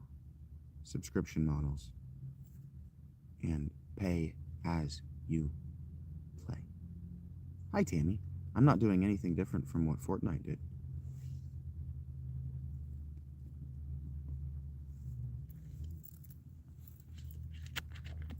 One of my greatest achievements as an artist is getting Tammy's free subscription to Patreon and her membership here to YouTube. That's a moment that I'm going to pat myself on the back for the rest of my life for. Because she was rightly skeptical about the long-term value of her investment. And I would have been too. I'm fucking insane. And I have an attitude problem. How are you doing, Tammy? I'm not going to stay here much longer. I really need to pee, and I'm ready to go and do silly voices. I did a little bit of voice work there at the end, and I'm ready. My throat wants to do silly voices, and fuck, dudes, my voice is loud. Can you guys hear the echoes of my voice off the back of this coal and the hills to the west of me? West is that way.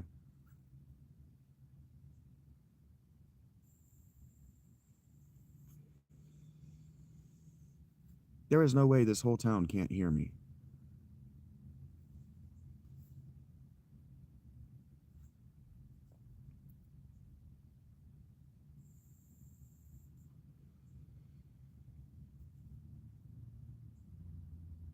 You're excited for strawberries today? You don't hear the echo? I can hear the echo. My voice is fucking loud.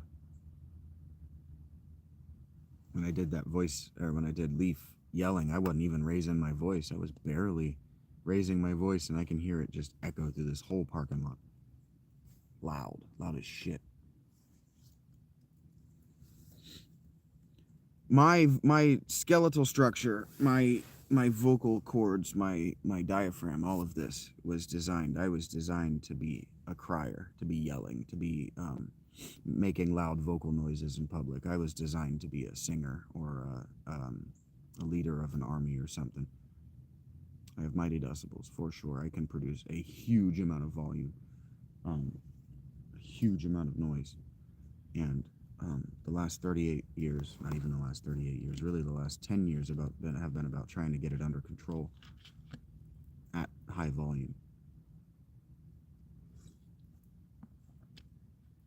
Tears and micro tears and letting those heal just enough to keep doing it. So I was thinking about, like, last night I was singing a song. I was singing Chris Cornell on my walk home last night. I was singing Chris Cornell to my Believer tier on Patreon yesterday on my walk to Panera. But I was walking home, and I was singing Chris Cornell to myself at full volume, and I decided not to do the falsetto, just to keep it in my I guess they call it head voice, whatever, the top of my throat. And as I was listening to myself, I realized that I am what it sounds like when somebody grew up with Chester Bennington. Being able to do both Chris Cornell and Chester Bennington is what I sound like at that range. So I still very much sound like I sounded when I was 16, 18, whatever, because my voice is actually down here, but I learned how to do that before my voice drifted. And so I still talk up here, where I talked when I was a kid, when I was a teenager, because women find it threatening. I know that women find it threatening because when I talk in my real voice in a customer service environment, all I get is complaints. Women find it very threatening when I speak in this tone because my voice is loud. So I talk up here. And if I sing up here, I sound like a teenager. I sound like a girl. And if I sing up here, I feel like a lady. But this is where dudes sing, man. This is Maroon 5. This is what he sounds like. He's like, oh, my girlfriend left me and I'm singing like a lady. My real voice? I've been using my real voice. It's down here.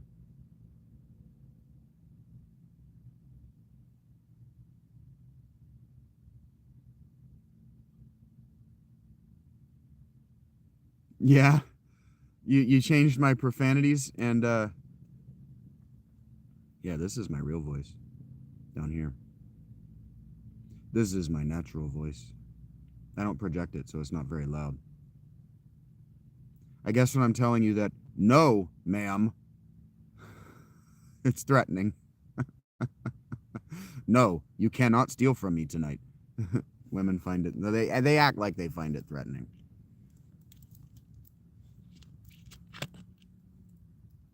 Synchronicity.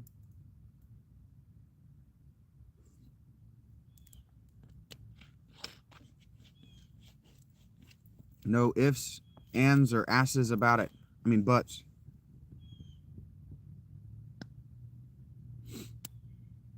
Did anybody clock how long that scene was? I didn't remember to look. That scene should clock between 20 and 25 minutes. I decided to make that one over long. There's a certain amount of that, Rachel. There is a certain amount of that. There is a certain amount of, I have an authority and an expressiveness with my voice that makes people uncomfortable because I've practiced at it. Believe me, Kat used to yell at me for yelling at her all the time.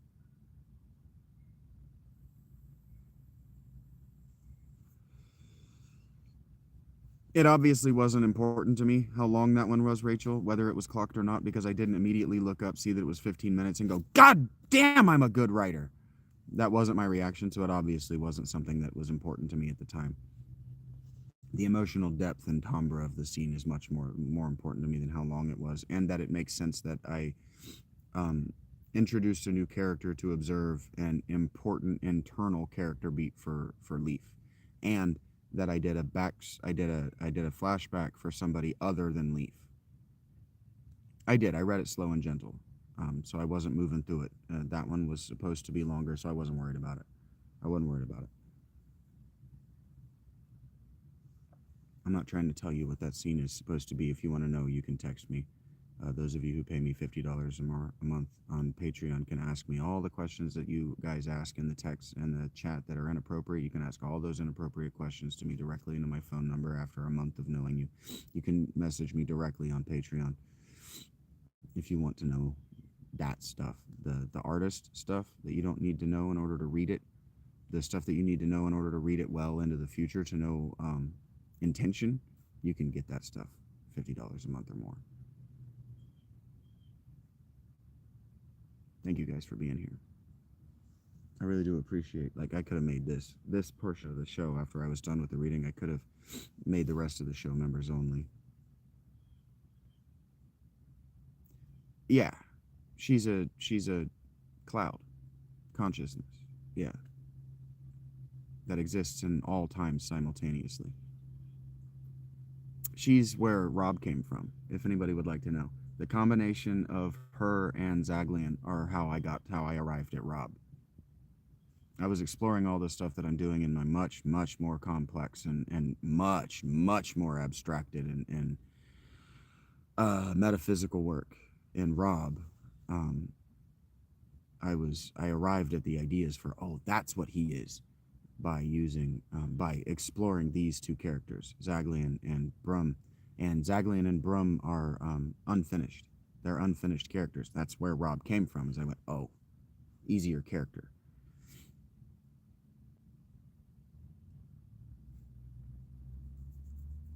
That's an interesting story, stranger. Thank you for telling me, I guess.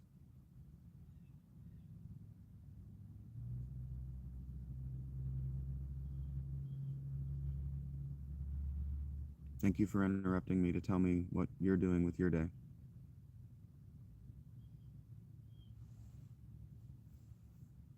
I guess I don't need to ask. That's what I would usually ask after a hello. Thank you, Tammy.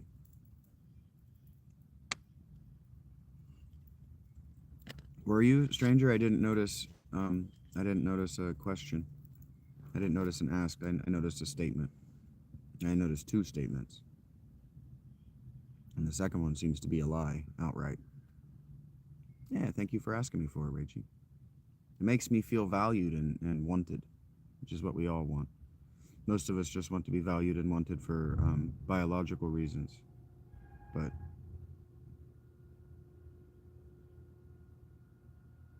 okay, you're circling a drain, stranger. You'll get there. Still telling me about yourself. Like, if I wanted to ask a question, what I wouldn't do is tell someone that I wanted to ask a question. I would just ask the question, and I would phrase it as a question. Because we were all taught in first grade that questions begin with certain words like what, how, did. You know, they're syntactically arranged in a certain way, and then they're ended with a question mark. That's how I would ask a question, if I wanted a question to be asked.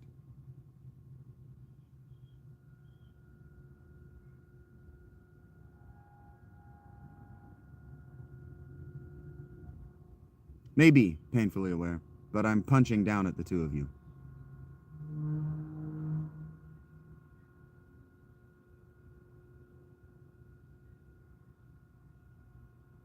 Well, thank you for stating an untruth. You're not asking. And then thank you for making an assumption about me. And then thank you for saying another untruth. You're everything I was talking about in the first 30 minutes of this show, stranger. Thank you for giving me material to wrap up with.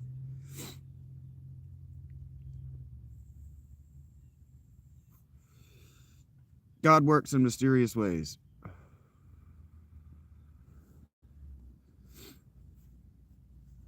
A lie sandwich.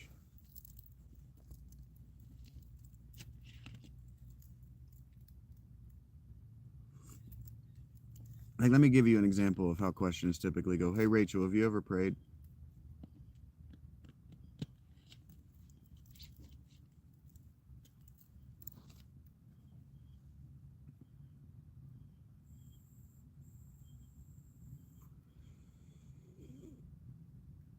So do the Moogles at Final Fantasy died? They save your game and they write letters to one another. Okay. There's schmutz on my. You have. Look at that. Question asked, answer received. Oh yes, the Moogles behave in mysterious ways as well. The Chocobos. They work in mysterious ways. Mysterious ways, man. But see, the thing is, like, mysteries can be investigated. Yeah, but you weren't asking me anything. I don't know what you were asking because you haven't asked anything. You just keep making statements. Like all of your sentences end in periods. I'm not reading all of that. You're just gonna say ugly things to me because you don't know how to write. You just can't ask a question. And now you're going to get yourself into this pathological demand avoidance circle. It's actually not pathological demand avoidance that you have. What you actually have is called ODD. Which I can't remember what that stands for anymore. Oppositional defiance disorder is actually what you have and what you're exhibiting right now, stranger. You've set yourself to to oppose. You're opposing just using the fucking question mark, just stating the question. Now you gotta set yourself in oppositional defiance of just asking the question. You're gonna give all of these reasons why you can defy just asking the question, which is called being an asshole. I don't have to put up with it because see, I do have pathological demand avoidance and I know what it looks like. That's why I didn't demand that you ask it as a question. So you're not actually being the thing you're trying to do. You're just being oppositionally defiant. You find me as oppositional, and now you're going to defy my opposition.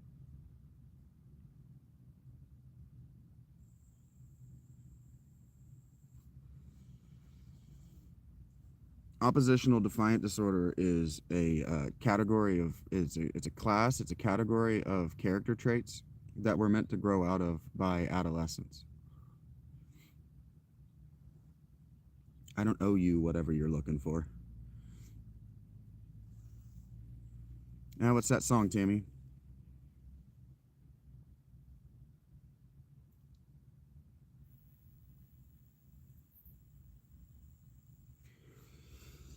I'm probably gonna listen to Fire It Up by Black Label Society on the way to Panera. But if I know the song, Tammy, I'll hum a few bars. I gotta pee.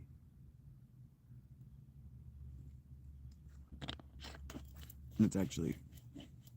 I heard that, Tammy. Thank you. That's a very precious thing that you said. I have prayed, stranger. I pray every night before I go to bed. Every night, after I zip myself into my sleeping bag and I've got myself all warm and comfortable and I know that I'm going to be able to sleep, I say the words out loud. I say the words out loud. Thank you, God, for everything that you have given me today. Thank you for all the good things that you've given me, and an extra special thanks for all the difficult things that you've given me, because those extra special, difficult things that you've given me are a way for me to grow as a person. So thank you for the opportunities for personal growth, God. I'll see you tomorrow. I say that every night before I go to bed. Out loud.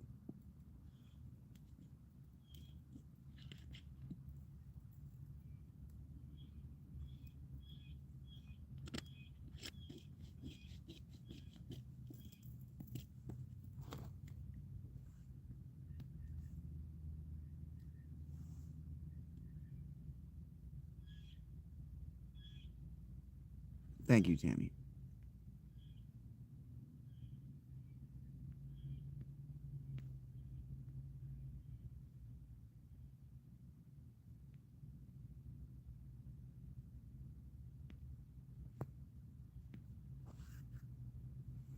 I don't know what home free means.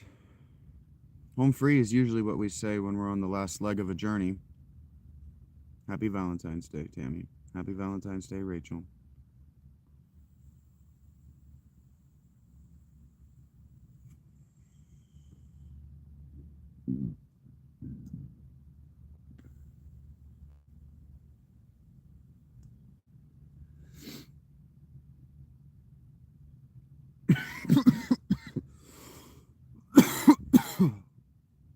What is in the future for 2026?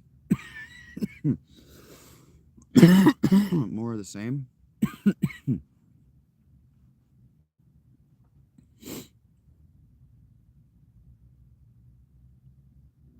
Thank you, Rachel.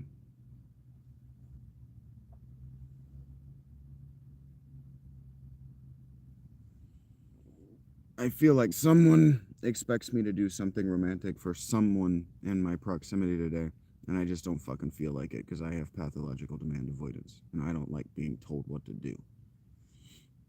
I don't like having expectations placed on me.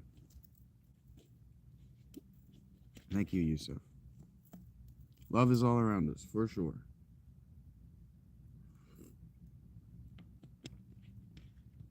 All right.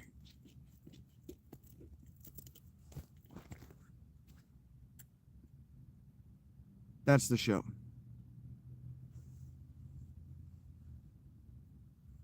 Well, maybe. Stranger. But you didn't actually ask. You remind me, actually, you remind me of a moment that I watched from It's Always Sunny in Philadelphia. That's what you remind me of. Fucking Mac comes up to Dennis and he goes, "Hey, can I talk to you about?" And his eyes drift away like that. Can I talk to you about? And then the scene cuts. The scene cuts and they're all sitting in the bar and Mac's got all these scratches across his face. Got this scratch across his face.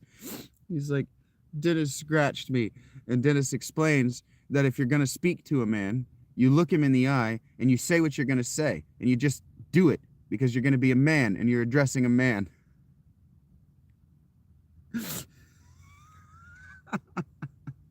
And then Matt goes, "Yeah, but I just wanted to talk to you about it." And Dennis stands up and goes, "You fucking address me like a man!"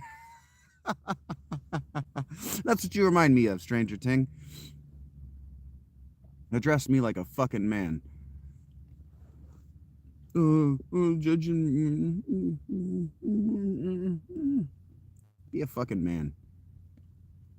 If you think you're on fire for God, be a fucking man. The people who were actually on fire for God were set the fuck on fire.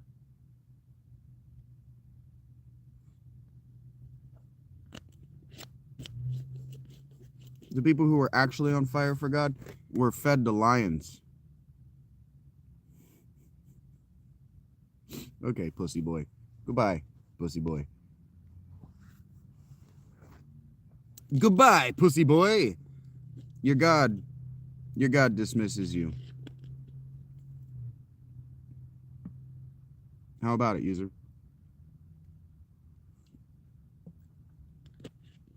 Why do you think I want to be in a place that's warm year-round?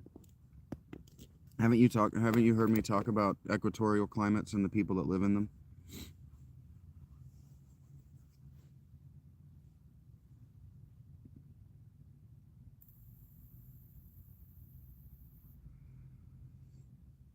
That's why you're looking forward to strawberries. Heard that, Tammy. I hope you enjoy your walk.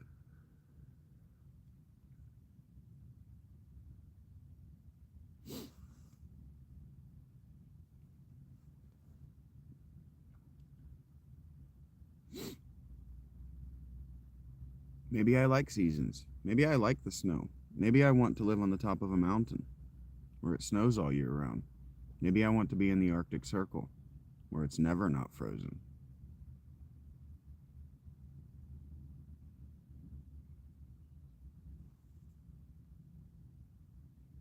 Maybe I like it.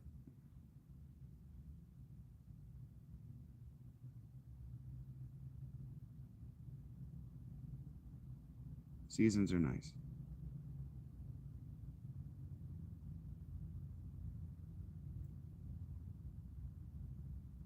I know you're not judging me. I'm judging you. I'm asking you a question. What if I like it?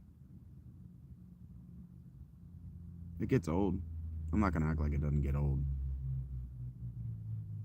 I'm so fucking sick of this shirt. I'm gonna be honest. I'm so fucking sick of this turtleneck. It's not even the turtleneck.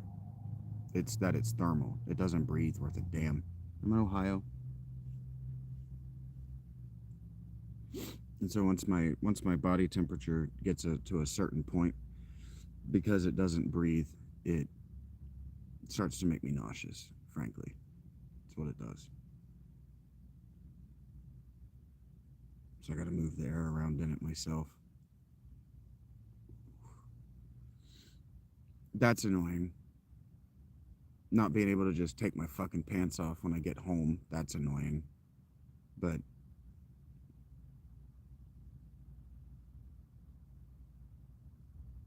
wet. Wet's the worst. Yeah, agreed. Sure, I'm tenting it, Nick.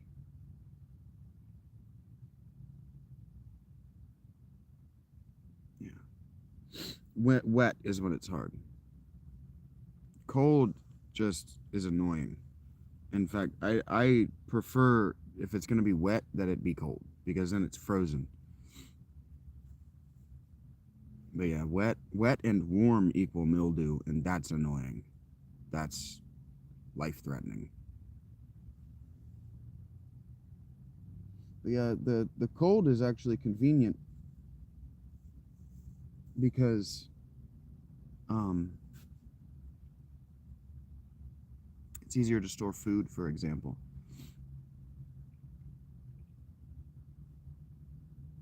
and no mildew. It does get annoying. I'm not gonna act like it doesn't get annoying. I have to zip up my sleeping bag, and yeah,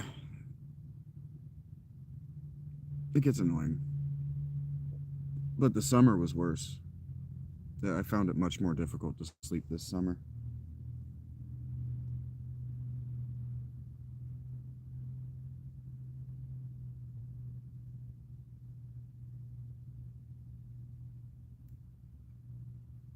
But no, I don't really have a plan to move.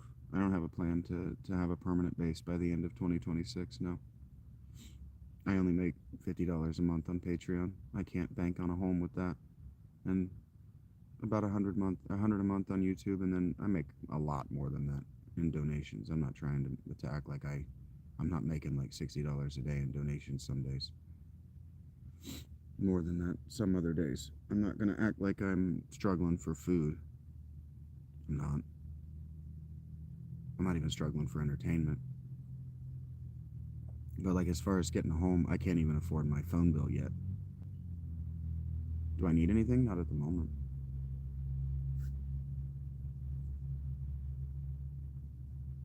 Yeah, yeah. I need that. I'm looking for that more than I'm looking for a permanent home, Yusuf. I'm not really looking for that either. I'm not looking for either thing. Yeah, yeah. I'm not. I'm super duper not worried about it. The it's it's starting to warm up enough that Melissa at the Pizza Cottage has started asking me if I don't want to sit on the patio. So that makes me feel nice, by the way. I'm telling that story not just because temperamentally I spent almost every single fucking day of last year on the patio. Once the snow cleared up and I could sit outside on the patio and smoke my cigarettes, I spent, you guys were here for it. I spent almost every single fucking day sitting out in the sun last year. Loved every second of it. Could not have been happier about that choice. Doing the Forrest Gump run.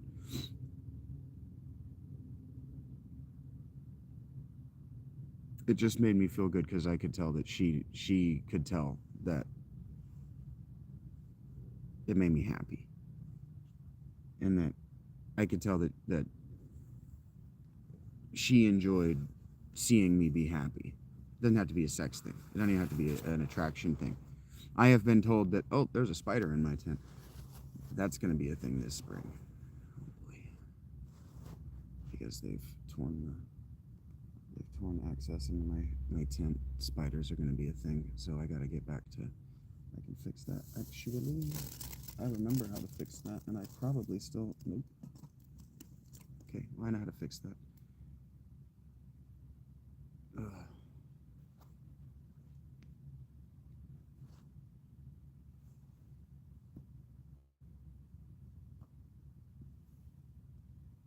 Yeah, I don't remember what I was talking about. I got to immediately thinking about dealing with that spider. If we got spiders, yeah, the patio. She just likes seeing me on the patio, and I've been told that it's just nice to be around me when I'm in a good mood, which might be why these lives are doing better. I'm in just a better mood, and a lot of that is because I'm writing and it's getting noticed. Just that it's happening. It doesn't have to be. I don't. I really do want that. That was so good, but I just like that it's getting attention. That keeps my head above water.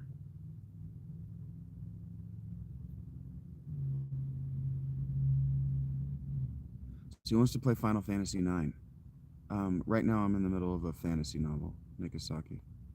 But I've got essays that I've been reading, that I've written. I haven't written an essay in a while. You can find all of my work on my Patreon. And then I've been reading it here on these lives.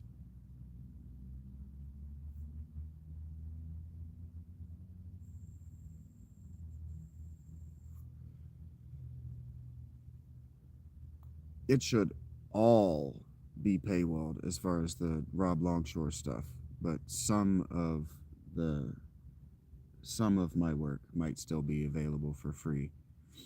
Um, the scenes right now, the way I'm doing it is the individual scenes themselves are going to be available for free, but any master edits that I make are going to be made. I'm going to do master edits where I put the whole chapter together, all the scenes in order in the chapter, and then the chapters will be compiled in more expensive parts, and then the full work will be compiled in a more expensive whole. And then I'm going to put all of it in a collection. It's all going in a collection now, and eventually that collection is going to have a price tag where you can just buy the collection, and everything that's in the collection you have access to. One day, Tammy, I'll record it. I'll sit down and I'll record it, and I'll just put that on my Patreon too. It's a lot of work.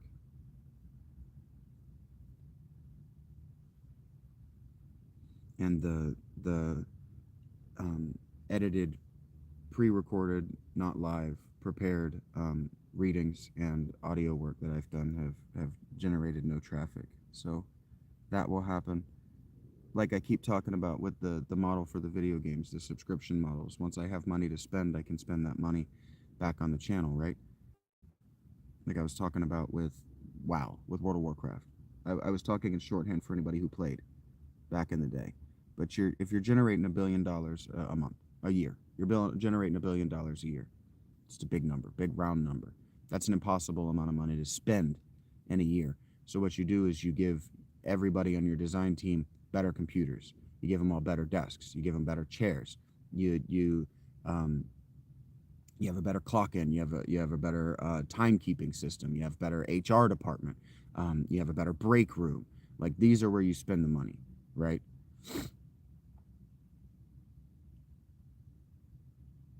And so over the course of the last year, you've watched. I monetized. And when we monetized, or through the process of monetizing, I was taking money that Mr. S was spending on the channel, giving to me to spend on the channel, and I was buying microphones and the stand that my phone is currently on, and then that turned into buying the laptop, which turned into buying the audio interface and the headphones. I can't spend all of that money on drugs, right? It's just impossible. I could, but I couldn't consume the drugs, right? I could spend it all on beers. Like I could keep spending it all. I have no intention to stop. So long as I have $20 a meal or $30 a meal to spend, I'm going to be spending it on food that makes me not feel hungry while I'm working. Why? Because it's working for the channel. My drug of choice is LSD. I can't do it anymore because I have a severe pelvic hernia. So THC is fine. And you can't buy that much weed. You just can't. Well, that's why I'm reading, Nick. That's why we do the performances of, we did a vocal performance of Final Fantasy VIII. That's why we do the Final Fantasy IX.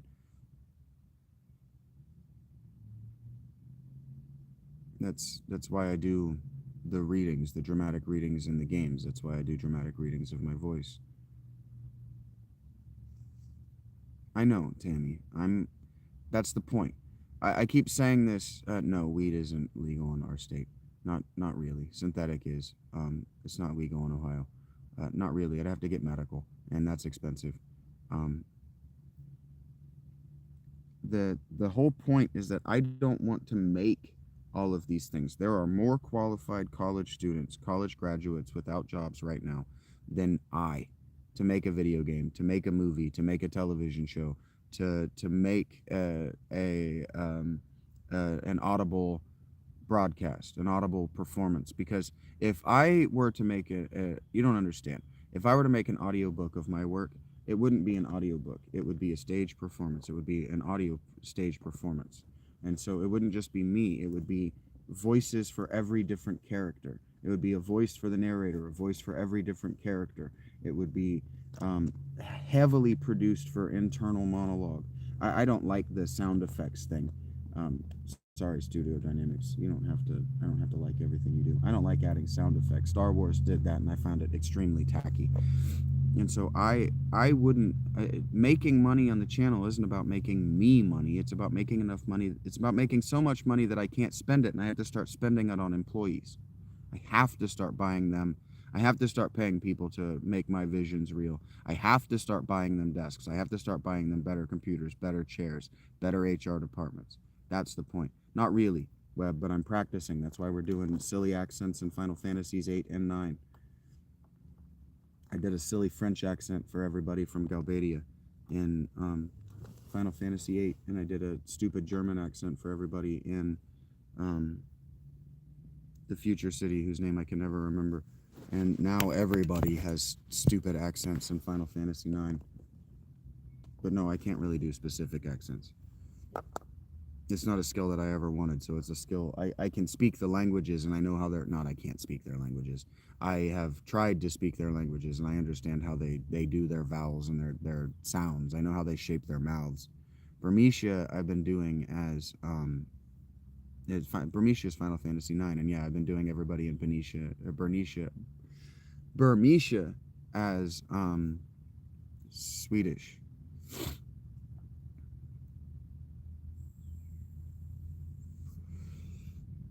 And I gave everybody at Alexandria a made-up British accent that I just do sometimes when I feel like being posh and funny. And then all of the poor people in the world I gave New York Italian accents.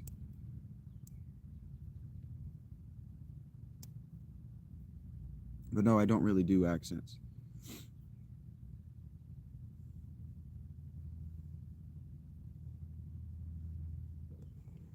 But anyway, the point is less, the point is that I have a lot of ideas. I have a lot of ideas, and that I am not as good a voice actor as the other people in the world, right? So like the show Regular Show, if you're familiar with the show Regular Show, the guy, the cartoonist, the guy that made the show, he had a lot of really good ideas, right? He's a good artist, and he's a good writer. He had good ideas, but he doesn't do all of the voices. He just does the one or a few, right? He doesn't do all of them. I'm not trying to be an all-consuming genius. I'm just trying to be an auteur. All I ever wanted to be was a writer of shitty fantasy novels, frankly. And then my ambition outstripped my talent, and here we are. The goal is... the one who speaks with a southern accent is Ruby. Ruby in Final Fantasy 9 speaks with a Southern Belle accent. She's a wiltering flower. Or wilting flower. But she's also what are they called? She's a diva. And so she's, oh, boys, I need your help.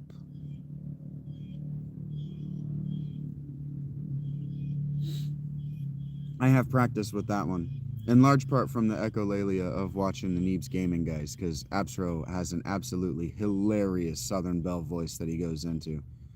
And when Simon does it badly, it's always funny.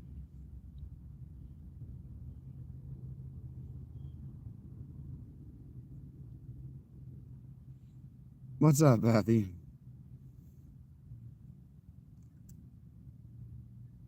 All right. I said I was going to go half an hour ago. I've been holding this pee for 45 minutes, maybe even longer than that. It's time to go. Thank you, guys. I'm going to be back. We're going to be back with Final Fantasy IX within the next 2 or 3 hours. I'm going to go get something to eat. I'm going to set up. I'm going to go, I just don't feel like doing this. I want to take a nap right now. And then I'll boot it up. So that's going to happen.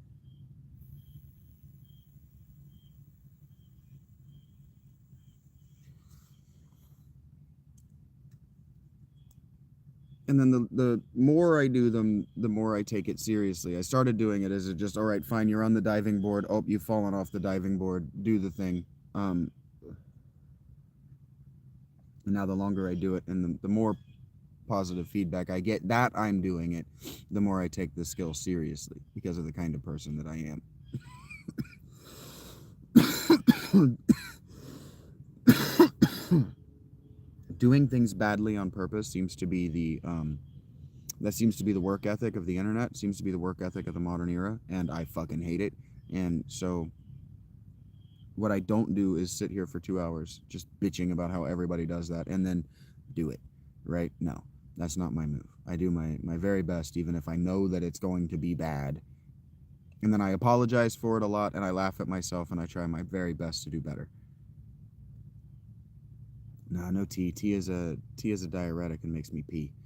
Anyway, I will see you guys later. Be well. Thank you very much for your attendance. Thank you for all the likes. Thank you for the dollars. Thank you for your concern. Thank you for your well wishes. You'll see more from me. Don't expect this routine. Don't expect me to read tomorrow. Don't expect me to read on Monday. If you want me to read on Sundays and Mondays, if you want me to read to you, you are going to have to tell me through Cash App, Patreon purchases, or by already being a subscriber at $50 more a month and direct messages that you want me to read something. And then you got to give me a subject matter. Because I've probably got something that I've written, or I've probably got a book lying around. But on Saturday, what day is today? Saturday and Sundays, I'm going to be spending not writing. So if you want me to read, you're gonna have to produce that specifically. You're gonna have to tell me what you want read, what subject matter, and you're gonna have to pay for it. You understand? I'm not being bossy. Those are my days off. I gotta get into it only 5 days a week on the writing, or I am going to burn the fuck out.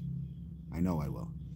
So 5 days a week, Monday through Friday, means that you're not going to get anything on Sunday or Saturday, or Sunday or Monday, because I'm not going to write on Saturday or Sunday. It seems fair to me. Dean Koontz. It's easier to read in these spaces that I can later monetize if it's not in the public domain. And experimentation does cost money. That's correct. That's correct.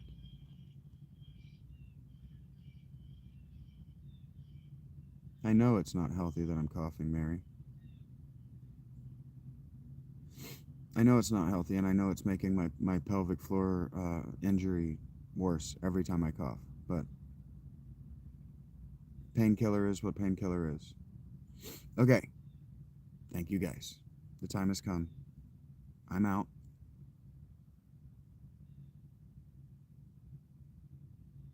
Honey? I have honey. I'm not even worried about that. I'm not worried about that.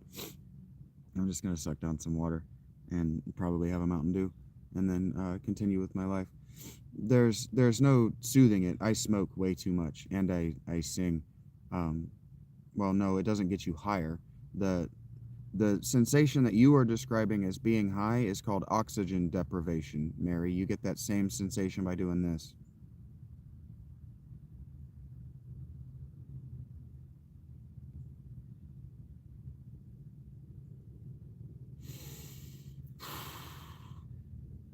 The sensation that you are describing as being high is called oxygen deprivation.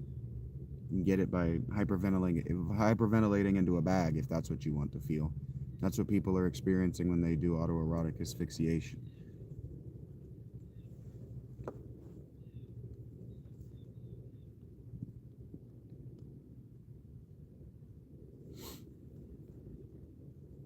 You don't need the weed for that.